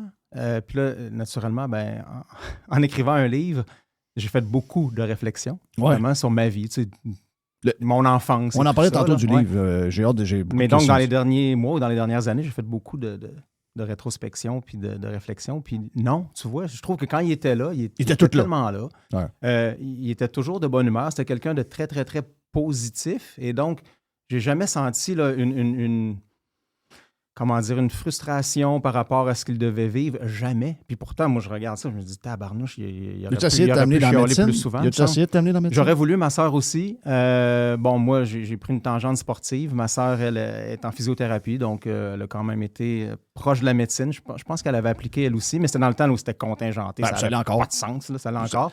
Les cotes R sont un peu folles. Tu sais, je veux dire, c'est quasiment... Alors que ce qu'il y a de... peut-être pas de plus important, mais de très important Passion. pour un médecin, puis c'est ce que mon père avait, puis c'est pour ça qu'il a choisi d'être obstétricien-gynécologue. Lui a évalué ça comme étant un des endroits dans l'hôpital où les gens viennent pour quelque chose d'heureux. Oui. Right? Puis lui, c'était quelqu'un de très jovial. Mon père, il riait tout le temps, toujours souriant, puis il parlait à tout le monde. C'était pas Docteur Gauthier, là. C'était Cachetan. Son nom, c'était Cajetan, là, donc le monde l'appelait Cachetan. Okay. Puis il voulait jamais se faire appeler docteur. Et lui, c'était ça, c'était une passion, c'était une vocation. Il a tellement tripé à faire ça. Et c'est pour ça qu'il avait choisi ce domaine-là. Mais après ça, bon... là, c'est devenu juste basé sur une cote R. Ce côté-là n'existe plus. Non, ben c'est ça, c'est là où je voulais aller, c'est que alors que ça devrait tellement compter. Ben oui, mais c'est sûr. C'est tellement une skills qui est importante, mais ça peut pas être juste qui basé sur pas évaluée dans nos notes à l'école. Exact. Donc ça serait naturellement... Donc, Dom Gauthier a un livre. Oui. Wow. L'écrivain. Wow.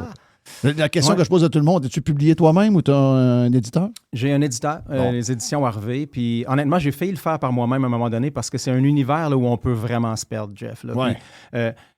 Puis, moi, je connais mon monde du sport. Je peux me débrouiller à travers les complexités, mais là, c'est un univers que je ne connais pas et un univers qui est très complexe. C'est ce que j'ai compris. Je vais parler à des maisons d'édition à Montréal. On m'a mis en contact avec des gens.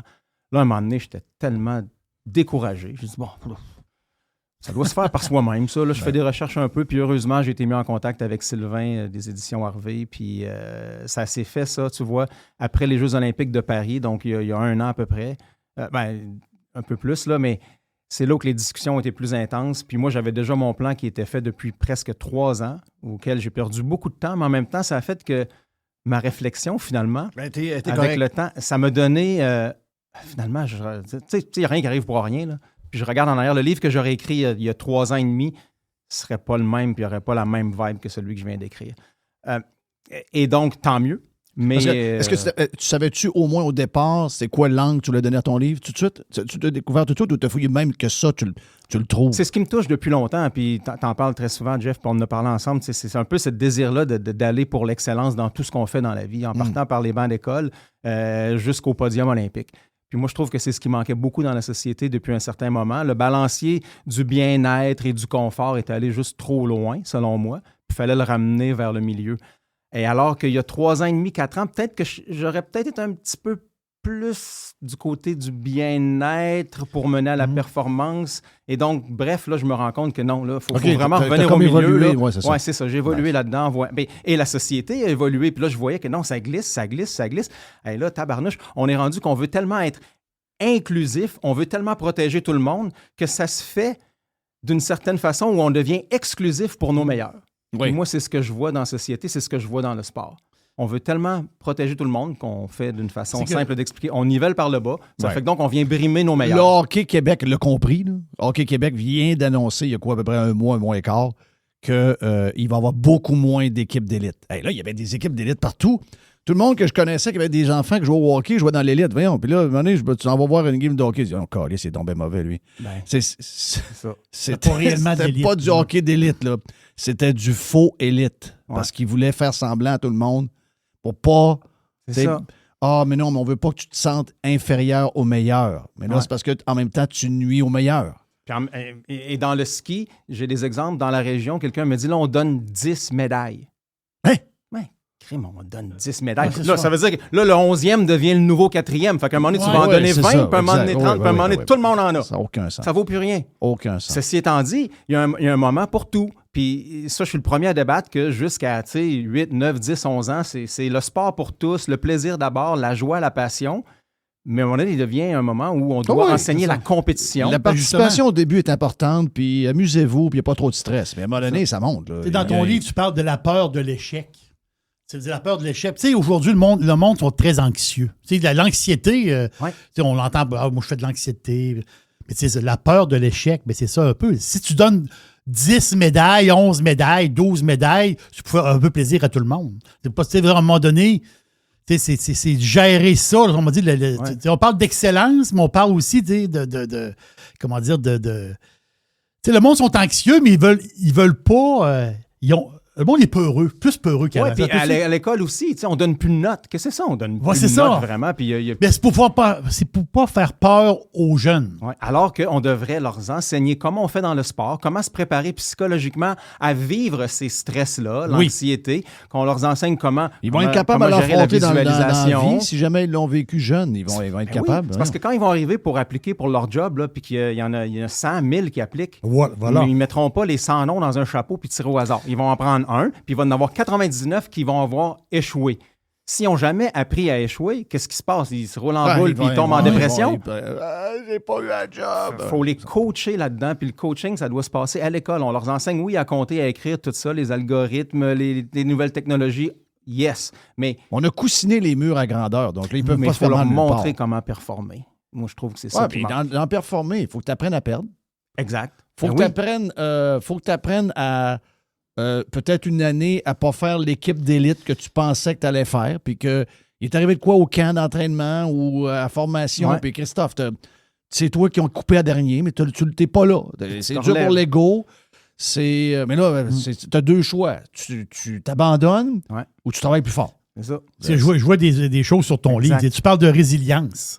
Tu sais, les résiliences, là, c'est un mot de même, là, mais résilience, c'est la capacité d'une personne de surmonter des obstacles. Exact. Mais si on dirait que ce mot-là, il faut en avoir de la résilience dans la vie. Là. C'est boire. Puis tu sais, il y a des façons de le faire.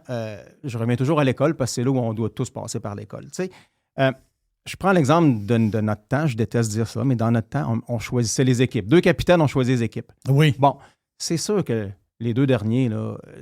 c'est pas drôle. Okay? C'est eux qu'on veut protéger. Alors, au lieu de dire, bon, ben là, on va tout le monde tirer au hasard, pourquoi on ne fait pas un truc aussi simple que de dire, bon, on va quand même faire 2 équipes avec 2 capitaines, puis à un moment donné, quand la moitié de la classe ou du groupe est passée, ben les restes, on va les partager équitablement. Tu sais, le genre de trucs de même qui permettraient quand même de démontrer c'est qui les meilleurs, c'est qui les capitaines, puis on ne vient pas dénigrer puis manquer de respect envers les moins bons. Puis ça, cet exemple-là, appliqué à toutes sortes d'autres domaines dans la vie, c'est ça, c'est que ceux qui en ont vraiment besoin, là, on peut-tu les aider plus et mieux? Mais là, on les aide pas eux autres non plus. Fait que finalement, on met ça dans le milieu, on n'aide personne. On n'aide pas vraiment ceux qui en ont vraiment de besoin, puis on n'aide vraiment pas nos meilleurs. C'est ça. On déplaît à tout le monde. Oui, exactement. Donc, c'est une recette c'est une recette d'échec, cette affaire-là. C'est une recette. Mais puis la vie est tellement injuste. L'image de la société à la grandeur. Ben oui, c'est ça. Il faut préparer à ça. It's not fair. Non, puis en plus, dans le monde d'aujourd'hui, c'est que ils vont même tester sur des affaires aussi banales que regarder des Christy de photos sur Instagram. Ils vont pogner l'air avec ça. Regardons. Elle est plus belle que moi. L'autre, regarde ce qu'il vient de faire. Il vient de faire un coup de circuit. Moi, je suis pas bon au baseball autant que lui. Donc, juste parce qu'il se passe sur Instagram, ils sont challengés tous les jours. Toujours. Donc, pourquoi on leur enseigne pas ça? Comment gérer ça? Oui. Amener des psychologues, des préparateurs mentaux comme on utilise dans le sport. Amenons ça dans les écoles à la place de vouloir surprotéger. Moi, je trouve que c'est vraiment par les moments... Je sais pas si on était en train de parler tantôt des moments chaotiques. Tu as parlé de ça. Oui. Je pense qu'on n'était pas encore on n'était pas en onde, mais c'est ça. Mais c'est comment gérer le chaos, là, ce qu'on ne contrôle pas. C'est quand ça va mal que tu te définis. Quand ça va bien, ça va bien. Des fois, moi, je suis mal fait parce que quand ça va trop bien, je me dis tout le temps, Christophe, il y a une claque sur la gueule qui s'en vient me donner, ça va trop bien. Mais c'est vraiment quand tu es challengé, c'est là où tu apprends le plus, c'est là que tu te définis le plus comme personne, c'est là où tu renforces ton caractère, c'est là où tu te découvres. C'est vraiment des moments... Tu sais, quand tu es coupé d'une équipe de hockey la première fois. Moi, je me rappelle, Bantam, j'avais perdu mon poste parce que je m'étais cassé un bras 2 semaines avant le camp d'entraînement, le poignet. J'étais allé au camp d'entraînement avec un plâtre, tout ça.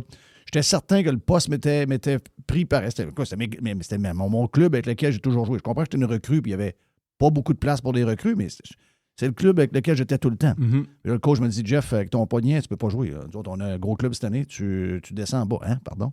J'aurais pas le veston cette annne. Ben, il dit, peut-être pas cette année, là, mais il dit, là, on peut pas, là. Tu peux pas jouer, là. T'as un poignet. Puis, je comprenais pas ce qu'il me disait. J'ai un poignet dans le plâtre. J'ai le plâtre jusque-là, innocent. J'étais tellement débattu, là. Mais je me suis botté le cul, là. Je me suis botté le cul, pas à peu près. Puis, où j'étais au fêtes, je suis retourné en haut. Quand le plâtre est enlevé, première fête d'arrivée, j'ai collé, ben merci. Puis après, j'ai eu une super saison. La saison d'après, encore meilleure. Mais je pense que vraiment, ça m'a touché dans l'orgueil, pas à peu près, là, alors que c'était rien que normal, là, innocent, un plâtre. Mais ça m'a touché. Puis après ça, d'autres affaires qui arrivent à job, ça peut arriver avec une blonde, ça peut arriver dans ton couple, ça peut être plus tard, ça peut arriver... Christophe, à chaque fois que ça arrive, c'est sûr que c'est le moment, c'est toujours un peu paniquant. Ah oui. T'sais? Mais par après, quand tu dis, tu regardes ça 1 an, 2 ans après, tu dis, j'aurais pas voulu pas que ça m'arrive. Ouais. Puis c'est le même, il faut le voir. Ah oui, c'est ça. Puis tu sais, moi, mes enfants, souvent, on parle des... Tu sais, mes enfants me disent, toi, ta plus grande qualité, toi et maman, c'est que vous êtes des gens résilients. Ça, c'est vrai. Ah oui. Mais c'est comment... On n'est C'est pas une qualité. On n'est pas devenu résilient parce qu'on est meilleur qu'un autre. On n'est pas devenu résilient parce qu'on a ça dans notre ADN. Non, parce que on l'a probablement vécu à différents degrés, dans différentes affaires, à partir de notre jeunesse, dans différentes occasions. Puis Christophe, on a appris à partir de là. Ouais. Mais si il n'y a rien qui arrive à personne, que tout est parfait, puis à chaque fois, il arrive de quoi? Oh non, on va le protéger, pauvre petit, puis on va lui dire qu'il est le meilleur, puis on donne de la merde à celui qui en a donné. Bien, c'est ça qui arrive. C'est qu'à 25 ans, il arrive une première défaite pour eux autres, ils ne s'enlèvent pas. Ils ne s'enlèvent pas de ça. C'est ça que le sport, c'est tellement la plus belle école. Et quand tu parles de chaos, ce que je fais référence souvent, c'est des situations où, bon, que ce soit la pandémie, ça c'est le côté peut-être extrême du chaos, mais on l'a tous vécu pareil, puis on a tous réagi différemment là-dedans. Mais juste les petits chaos, ramener ça aux technologies qui changent. Ou même vous êtes dans une grosse organisation, là, puis le bureau à Montréal, ils ont décidé telle affaire, puis là, ça vous met en furie. Bien, vous pouvez choisir 2 choix dans la vie. Face à tout ça, il faut vraiment qu'on soit analytique, puis qu'on regarde ça, puis qu'on se dise, OK, est-ce que je peux contrôler quelque chose là-dessus, ou c'est hors de mon contrôle?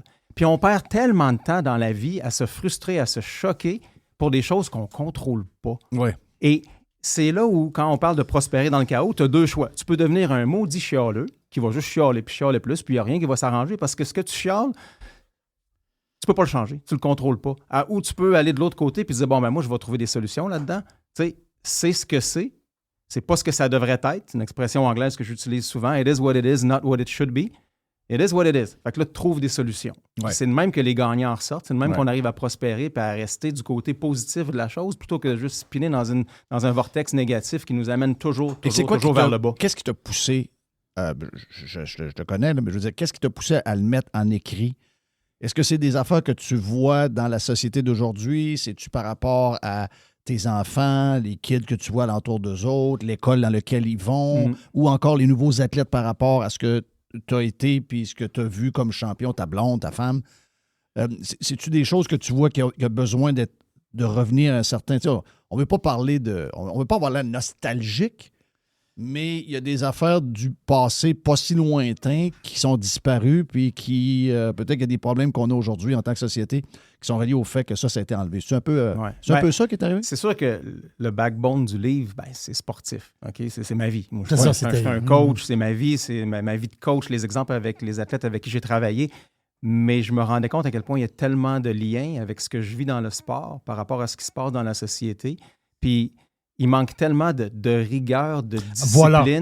Puis maudit, moi, regarde, je le vois tout ce qui se passe présentement à tous les niveaux. Oui, j'ai des enfants de 10 et 12 ans, fait que je vois comment ça se passe dans l'école aussi pour eux, je vois comment ça se passe dans la société. Donc, ce que je souhaite le plus pour mon livre, c'est que, oui, j'espère que les parents l'achètent, que les coachs l'achètent.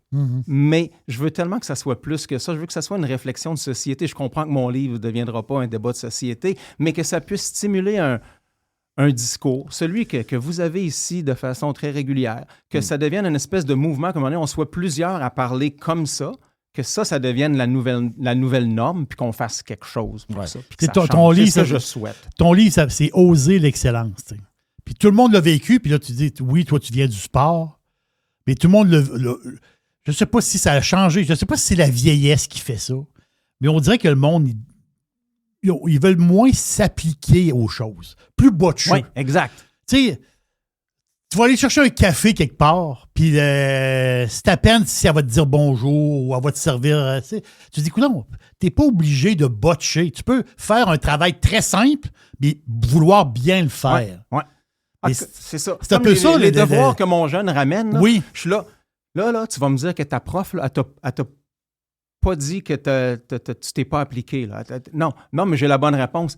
Oui, mais je m'en sac que tu aies la bonne réponse. As-tu vu comment tu as écrit? C'est tout croche, c'est pas lisible, c'est dégueulasse. Le papier est tout froissé. Il s'est pas appliqué. Ouais, c'est ça. Il est pas... non. Faut que tu sois fier de ce que tu fais. Faut que tu t'appliques. Exactement. Après, à la limite, j'aimerais mieux qu'il s'applique puis qu'il ait la mauvaise réponse. Oui, c'est vrai. Ben oui, t'as raison. Je vois ça me décourage. Ton prof, elle ne dit pas ça. Puis là, quand nous, on fait notre rencontre avec les profs, je dis, là, mon enfant, vous trouvez pas qu'il est botché un peu? Ouais, mais tu sais, c'est comme ça. Il est comme ça. C'est sa personnalité. Là, j'ai dit, écoutez, moi, là, je suis pas le genre de père qui va défendre son enfant. Là. Fait que je vous le dis, vous voulez le discipliner, rigueur, garde, go. Ben, les autres parents, peut-être qu'ils sont pas de même, mais moi, discipline, tabarnouche. Ben oui. Parce que c'est ça que je trouve qu'il faut ramener. Donc, cette espèce de réflexion-là. Les profs d'aujourd'hui sont plus. Oui, mais on leur donne pas les moyens non plus. Il faut qu'ils se battent contre les pères et les mères. Je sais. Puis leur enfant ne peut pas rien faire de travers. Puis ils viennent les protéger. Puis les coachs aussi. Hein, c'est difficile, coacher de nos jours. Je voudrais pas nécessairement être un coach maintenant, un peu à cause de ça. Parce que là, c'est ça. Il faut que tout le monde fasse l'équipe. Il faut que tout le monde joue 5 minutes, il faut que tout le monde, faut que tout soit tellement égal. Puis là, à un moment donné, OK, t'es-tu dans le sport de compétition ou t'es dans le sport récréationnel? Puis ça, c'est correct aussi. Là, j'en veux du sport de récréation. Mais dans le sport d'élite, ben regarde, let's go. Là. Il y a des stratégies qui vont faire que, ouais, non, toi, tu vas être sur le bench plus longtemps qu'un autre. Il est meilleur que toi. C'est ça. Anyway, fait que c'est la réflexion que j'espère causer, créer, donner des trucs, même à des gens, parce que ça s'applique Est-ce que tu peux... mettons que tu coaches encore aujourd'hui. Ouais. Est-ce que tu pourrais coacher de la même manière que tu coachais? Parce que je suis un coach qui a toujours évolué au plus haut niveau, oui. OK. Ouais.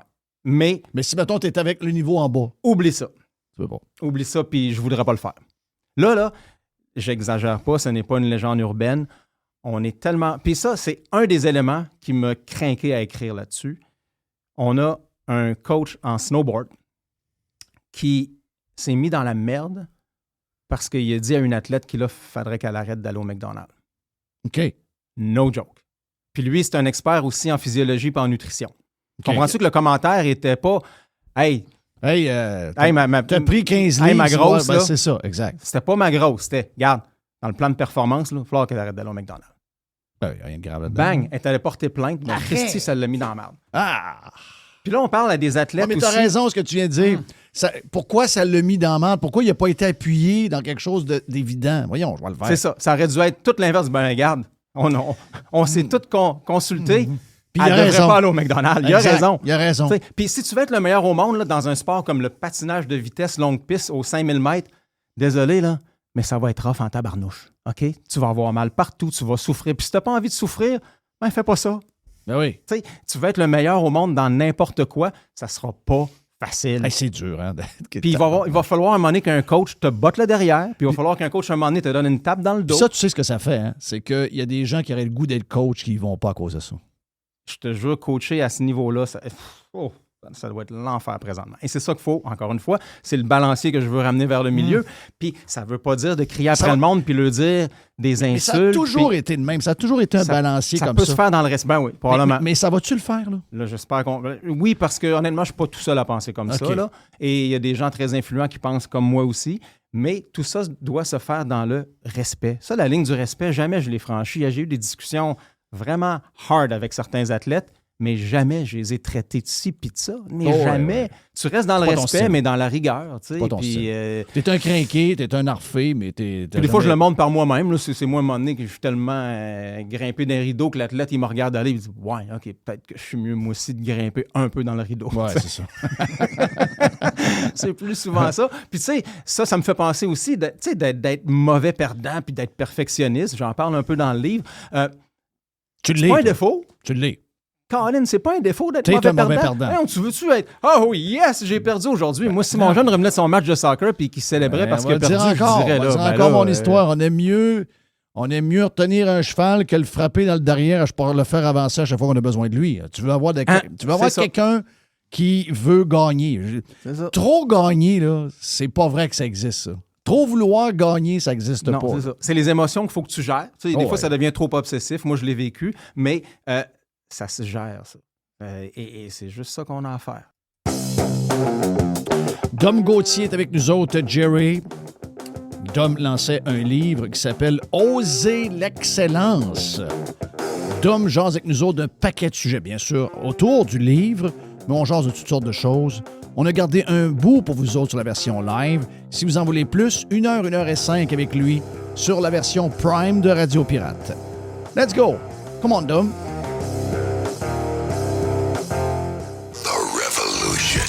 Radiopirate.com. Fresh 100%. 100% pirate. Enfin. Pirater, c'est légal. Radiopirate.com. Il y a une petite boîte. Il y a une petite boîte. Il y a une petite boîte. Petite boîte, Jerry. Oui, monsieur. Boîte. Présenté par Oui. NAIA, la North American Immigration Agency. L'équipe est tout à fait incroyable. Mais hein. Donc, ils vont s'occuper de Tous vous. ceux que je connais, j'en ai, ils ont dit service extraordinaire. Voilà. Et ils deliver en passant. Puis ils ont un taux de succès. Voilà. C'est facile de retenir. C'est 100%. Ben voilà, exactement. C'est incroyable. Donc, vous êtes tanné de faire affaire au Québec. Vous voulez immigrer aux États-Unis. Ben, c'est plus facile qu'on pense. Acheter ou lancer votre entreprise aux États-Unis, ça peut vous qualifier pour un visa. Et contrairement, il faut le répéter, contrairement à ce que certains peuvent penser, les visas entrepreneurs, investisseurs ne sont pas plus difficiles à avoir aujourd'hui qu'avant l'ancienne administration. Arrêtez de dire avant que là, avec Trump, c'est n'importe quoi, ça. Oui, mais il faut le dire. Il faut le dire parce que ça court. Mais c'est le monde qui dit ça. Je sais, mais ça court, mais c'est pas vrai. Mais non. C'est pas vrai. Donc, votre projet d'aller vivre aux États-Unis, ben, il est aussi bon. Il est aussi bon. Donc, on communique avec l'équipe à pirate@gonaia.com. Puis, je vous le dis, ils vont vous répondre, ils vont vous aider. Je regarde le baril de pétrole de même, au boursicote. Qu'est-ce qui arrive avec le baril de pétrole? Ben, 58 piastres. C'est pas mal bas, ça. Là. Ah, OK. On est à la limite 58 $. Hein? Oui. 57, 58 piastres. En fait, on me dit que, tout dépendamment de ce que vous prenez comme technologie, là, le prix magique, c'est 64 $. Le prix de 57, 58 piastres, c'est un défi pour beaucoup d'entreprises. Tout dépendamment de la technique. C'est-tu du shell? C'est-tu dans le sable? C'est-tu dans l'océan avec des pompes? Dans l'Allemagne, en tout cas, ils sont capables d'aller chercher, d'aller pomper du gaz au Mexique dans la terre avec des tuyaux. Mais 57 $. 57,58. C'est 57,58.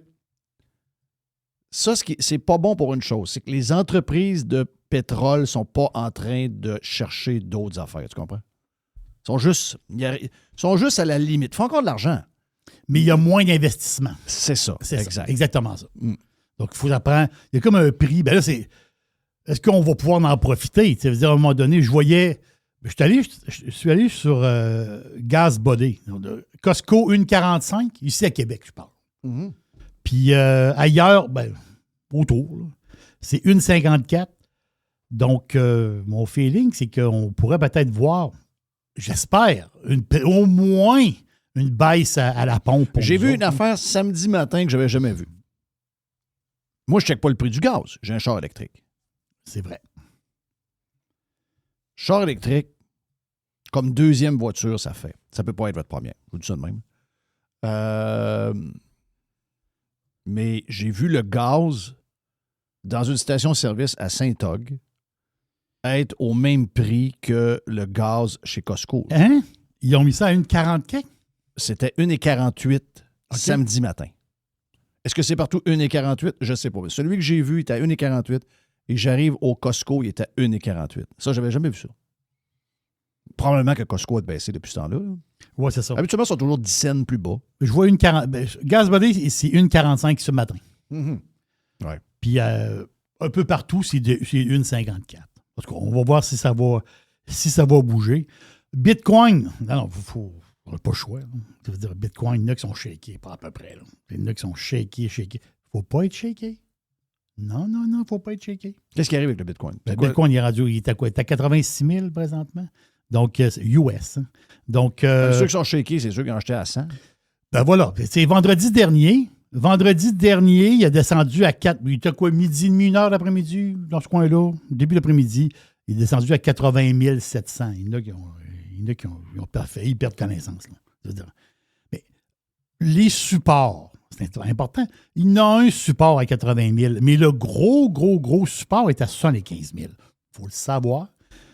Mais si vous êtes dans le Bitcoin, voyez long terme. C'est quand. Avez-vous acheté le Bitcoin? Avez-vous investi dans le Bitcoin? Investi, façon de parler. Transféré de l'argent en Bitcoin pour le court terme, pour le day trader, pour le swing trader ou pour un investissement, un montant d'argent pour plus tard. Ben, si c'est ça, il n'y a pas de. Je veux dire, il y en a eu à un moment donné, il y en a eu des marches par en bas dans l'histoire du Bitcoin. Ça en est une, ça en est une autre.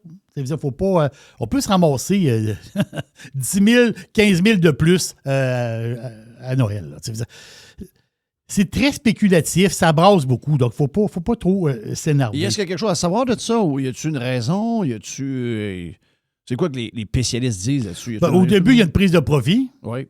Et, après ça, il y a une perte de confiance. Il y a une perte de confiance. Et moi, je pense que, je te disais la semaine passée, il y a les grosses baleines qui ont acheté en bas de 98 000. Il y a eu des gros mouvements, des baleines qui ont loadé beaucoup. Donc, beaucoup de petits. Quand t'es petit, t'es toujours plus peureux. C'est comme au poker. Au poker, quand t'as pas beaucoup de jetons, t'es plus peureux que quand t'as beaucoup de jetons. Ben oui. C'est le même. T'es moins baveux. T'es pas mal. Donc, le pauvre qui a acheté 10 000 $ de Bitcoin, lui, il a peur. Ben, parce qu'il a peur, parce qu'il est pauvre. C'est ça l'histoire. Fait que, à un moment donné, il s'est fait des promesses dans sa tête. Il a entendu des choses, que le Bitcoin allait valoir 200 000 US à Noël. On a entendu ça. Puis je recule. On a entendu il n'y a pas longtemps, là. Il y a à peine, même pas un mois. Il y a un gars qui est en entrevue, c'est à CNBC ou je ne sais pas trop. Le gars est en entrevue, puis lui, c'était 200-250 000 à Noël. Là. Le gars, il parlait de ça comme si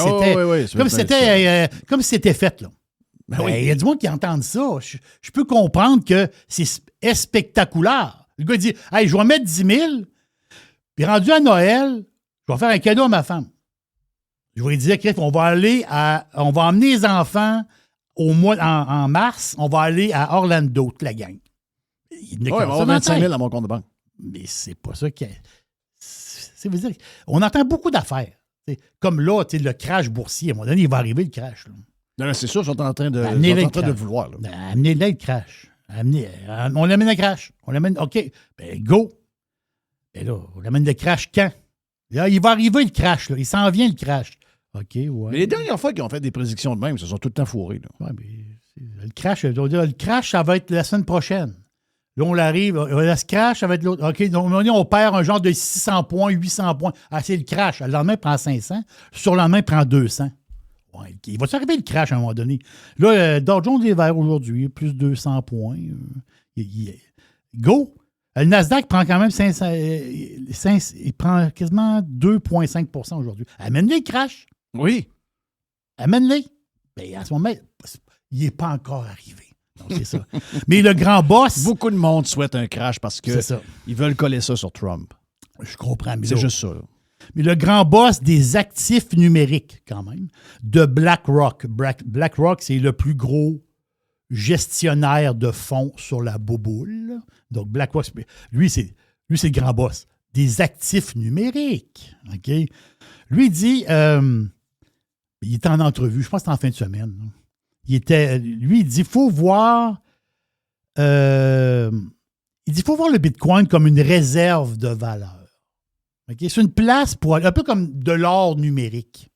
C'est l'exemple qu'il prend un peu. Il dit, le Bitcoin, c'est pas moi qui le dis, c'est lui. Il dit le Bitcoin comme moyen de paiement. Donc, le système de paiement global, comme on le voit peut-être un jour, OK? Il dit, c'est pas pour tout de suite. Je comprends que ça existe. On peut payer des choses avec des bitcoins. Mais c'est ce qu'on nous avait dit, à mon avis. Voilà. Mais ça va être moins ça. Ça va être plus comme de l'or. C'est ça. Mais parce que lui, l'affaire, il appelle ça le scaling. Dans le sens que si tout le monde, demain matin, va chercher des cafés puis paye en bitcoin, c'est comme moi, je vais me chercher un café. Là. Qu'est-ce que je fais? Bon, soit que je donne un 10 piastres à madame, puis elle me donne mon change. Même là, je donne de l'argent, parce qu'elle ne sait même pas quoi faire avec. Donc, qu'est-ce que je fais? Je prends ma carte de débit ou de crédit. Qu'est-ce que je fais? Je fais pip, sa petite machine. Mais là, la face, c'est que des bips, là, juste le McDo au coin de la rue chez nous, là, c'est beaucoup de bips. Là. Bip, bip, bip, bip, ça n'arrête pas une minute. Juste des cafés, un arrière de l'autre. Puis imaginez-vous, c'est le monde qui achète des cafés à 3 piastres avec des bitcoins. L'affaire, c'est que le bitcoin, là, il y a un système, entre parenthèses, je vais faire ça simple, informatique.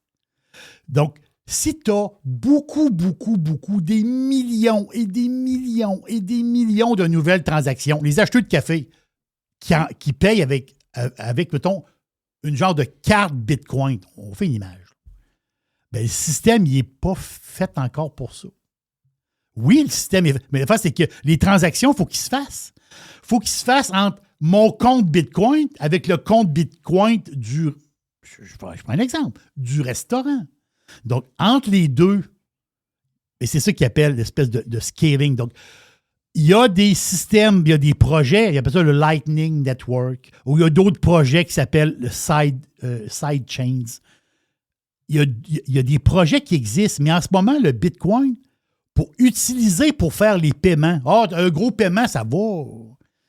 Mais faire des paiements, c'est plein de petits paiements. On n'est pas organisé encore pour ça. C'est pas moi qui le dis, c'est le grand boss de BlackRock. Là, il dit, c'est pour ça que voyez le Bitcoin comme une valeur, une place pour mettre entre parenthèses, des sous de côté. Hein? C'est comme ça qu'il faut le voir, qu'une place pour, comme de l'argent numérique en tant que tel. Pas tout de suite. Ça, on peut le faire, mais pas à grande échelle présentement. Ah oui. C'est ce que le gars... Zéro de surprise pour moi. Bon, zéro de surprise. Parfait. Les résultats financiers, on se promène. Couche-tard, je pense, c'est sur le close aujourd'hui. Ça va être intéressant, Couche-tard, les résultats financiers. C'est capoté. Couche-tard, n'oubliez pas qu'il est moins 9% depuis le début de l'année, 2025. Couche-tard, ils viennent d'ouvrir. Ils viennent d'en ouvrir un énorme centre de distribution dans le Minnesota. Là, il est ouvert depuis 3 jours. Il y a un autre gros centre de distribution dans le Missouri qui s'en vient au début de l'année 2026. Et un peu plus tard, en l'hiver 2026, il y a un autre gros centre en Ohio.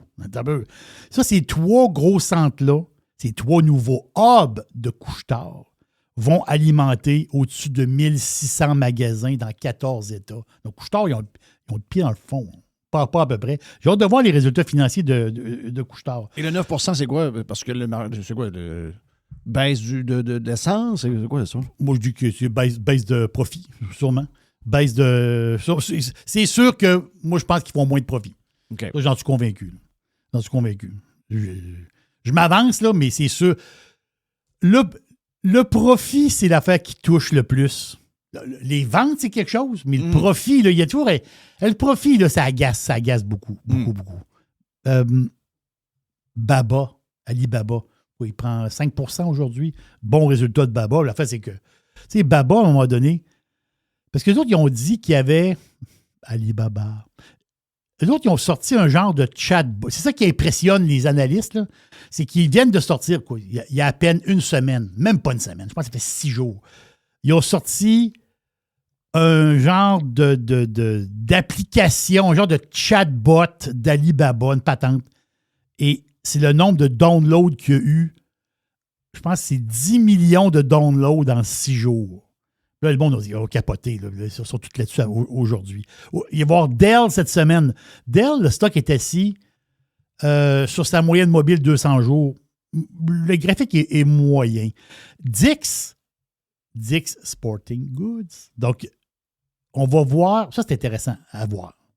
Lui, Dix, il est assis sur sa moyenne mobile 200 jours, mais c'est le premier trimestre qui va inclure Foot Locker. Parce qu'ils ont C'est vrai, ça. Ça va être intéressant à suivre. Très intéressant à suivre. Puis, il y a une rumeur qui court que Foot Locker... Mais là, c'était démenti, mais il y a encore une rumeur qui court que Foot Locker pourrait sacrer le camp de New York en allant en Floride. Ça, c'est des rumeurs... Le head office? Oui, c'est ça. De Foot Locker. Ça jase présentement. Et... Mais pourtant, tout est arrangé. Trump et le communiste sont chums. oui, c'est vrai, son chum. Bon, il y a du monde qui fait « C'est quoi qu'il fait là, Trump? » Trump, arrêtez. Je l'ai dit depuis tout le temps. Trump, il n'y a pas d'étiquette. L'étiquette, c'est Trump. Il n'y a pas de... Lui, il n'y a pas de gauche-droite, il n'y a pas de... Il n'y a pas de démocrate, puis il n'y a pas de républicain. Là. Il n'y a rien de ça, lui. Il n'est ni un ni l'autre. Il est Trump. Il est Trump. Il est Trump. Et la seule affaire qu'il voulait, c'est montrer au monde, regarde, c'est quoi que le monde dise? Ah ouais, je vais le traiter de toi et non, on va faire ci, on va faire ça, checker. Ben, on va les surprendre. Ben, ça n'a pas changé ce qu'il pense. Puis l'autre non plus n'a pas changé son point de vue sur Trump.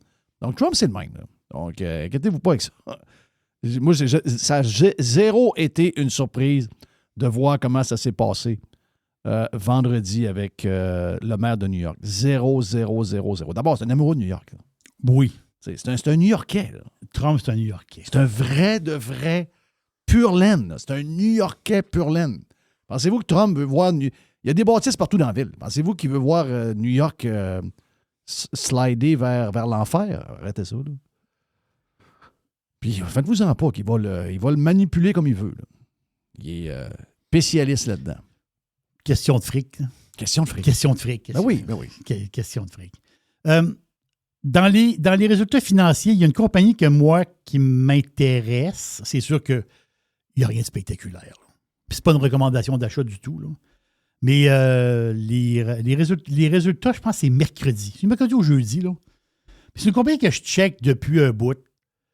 Moi, j'attends de voir les résultats pour prendre ma décision. Je vous explique pourquoi. Parce qu'en ce moment, juste du point de vue technique, parce que le stock, il est comme entre deux présentement. S'il y a des bons résultats, je pense qu'il va percer quelque chose d'intéressant du point de vue technique. La compagnie, c'est GM Smokers. La marmelade. Oui. OK? Oui. Mais ça, c'est un de... Parce que la compagnie porte ce nom-là. La confiture de framboise. Mais la face, c'est Jelly. Jelly.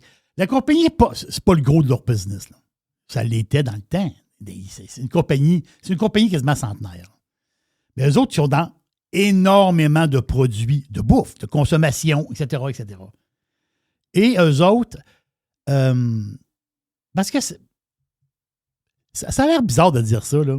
Là, tu vas dire, Jerry t'hallucine. Là. Mais le mouvement du consommateur peut faire des choses incroyables. Quand il y a eu la COVID, OK? Il y a eu la COVID, les années après la COVID, le monde, il y a du monde, pour vrai, là, il y a du monde, qui ont acheté leur premier sac de farine de leur vie. Là. Okay? Il y a du monde qui n'avait jamais acheté de farine de leur vie. Hein. Tu sais, une poche avec de la farine. Ils ne connaissaient pas ça. Parce que quand tu achètes de la farine, il faut que tu fasses des tartes, des beignes, du pain. Quand tu achètes de la farine, tu fais ça. Il y a du monde qui n'achète pas de farine. Le monde ne cuisinait pas. Il y a du monde qui le gars de 30 ans, il a juste de la farine. Il n'a pas de farine. Mais c'est sûr qu'il n'y a pas de farine. Non, mais t'as peu.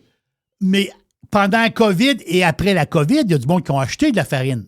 Il y avait de la misère à avoir du... C'était quoi qui faisait lever le pain, là? La levure. Oui, il n'y a plus de levure. Il n'y a plus de levure. Mais JM Smokers, eux autres, ils ont les deux recettes de... Ils ont les deux marques numéro 1 de la farine. Five Roses puis Robin Hood. Oh, ouais. Ils ont les deux. Wow. C'est eux autres les kings de la farine. Quand le monde est pauvre, ils se font du pain. Ils se commencent à popoter.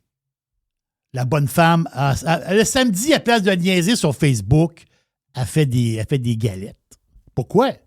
Parce que les galettes, là, ils coûtent 12 piastres la boîte au magasin. Ouais. Là, j'ai des veaux dans la maison qui mangent. Je vais faire des galettes. Mm-hmm. Mais qu'est-ce que tu fais? Tu achètes de la farine.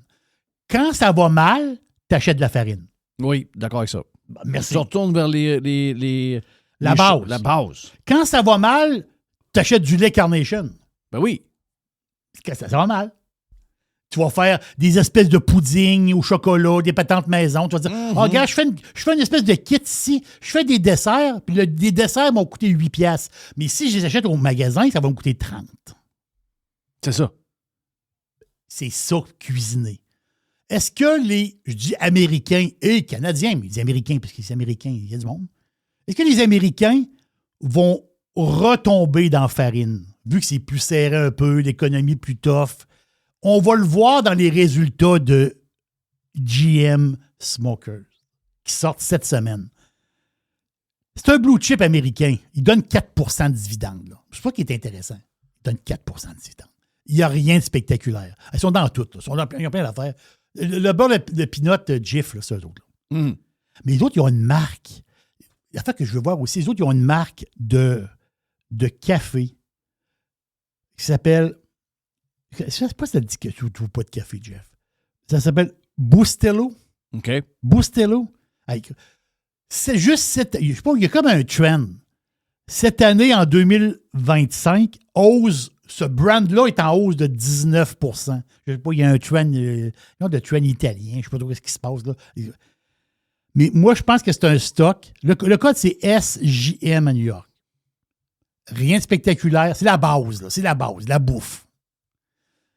Mais si GM Smokers ont des bons résultats, techniquement parlant, c'est un stock qui peut repartir par le haut et aller rejoindre les 150, 160 $. Donc, on parle peut-être d'une hausse de... Bon, si il pogne le bon trend, on peut aller chercher un 30, 40, 50 % sur le prix actuel. Wow. C'est de la farine.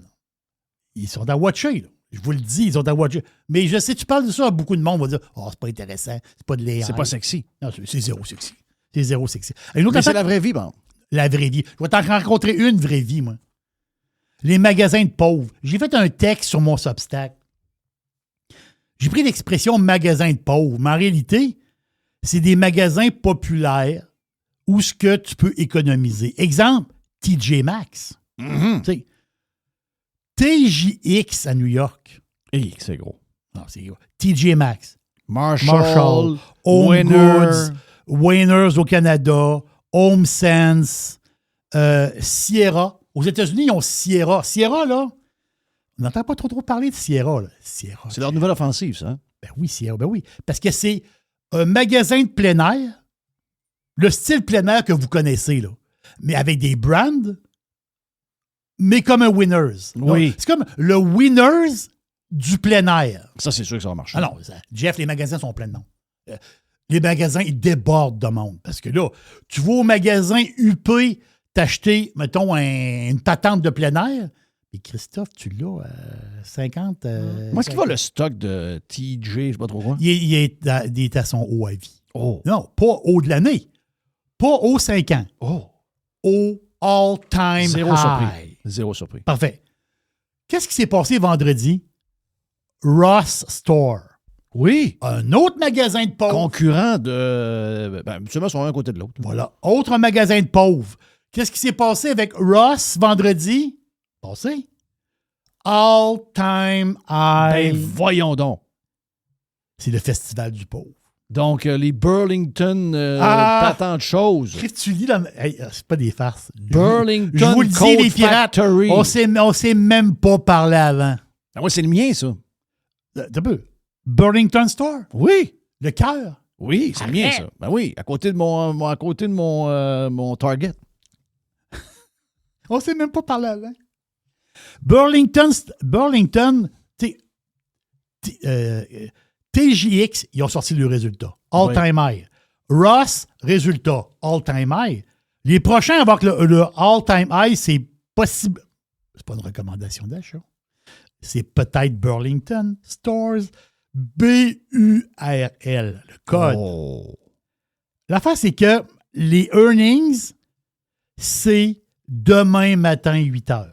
Mardi, 8 h du matin. C'est demain matin. Et l'affaire, c'est que les analystes, OK, soudainement, ils aiment le cœur. Oh! Mais pourquoi ils aiment le cœur? Ben, parce que les deux autres ont dit... Les deux autres sont pas mal à leur... Ah, c'est des magasins de pauvres. Non, les magasins sont pleins. Ah, le retail, c'est tough, le retail. Ah ouais? T'es épaule à épaule, Christophe, chez Winners. Là. Le samedi. Là. Oui. On peut-tu... Moi, ma blonde a dit, je vais chez Winners.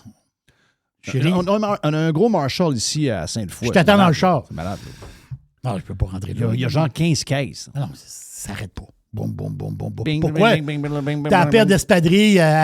d'espadrilles Nike, Christophe. T'as un grand veau, là, qui a 14 ans. La paire de Nike qui vaut 150, Christophe, t'es pas à 80. C'est parfait. Les paires de culottes, les affaires, les manteaux, des brands. Oui, c'est ça. Ben, c'est ça.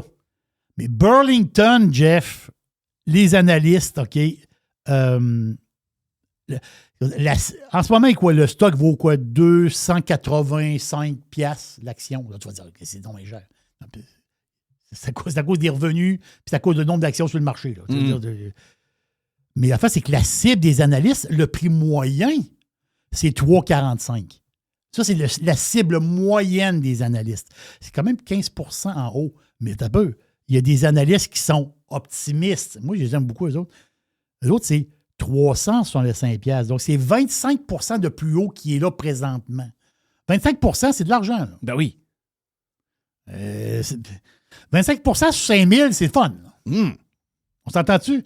Donc, c'est pas une recommandation d'achat. Les résultats, c'est demain matin. Peut-être que les autres, ils vont faire patate. Les deux autres n'ont pas fait patate. All-time high dans le plancher. Puis la fusée est décollée. Là.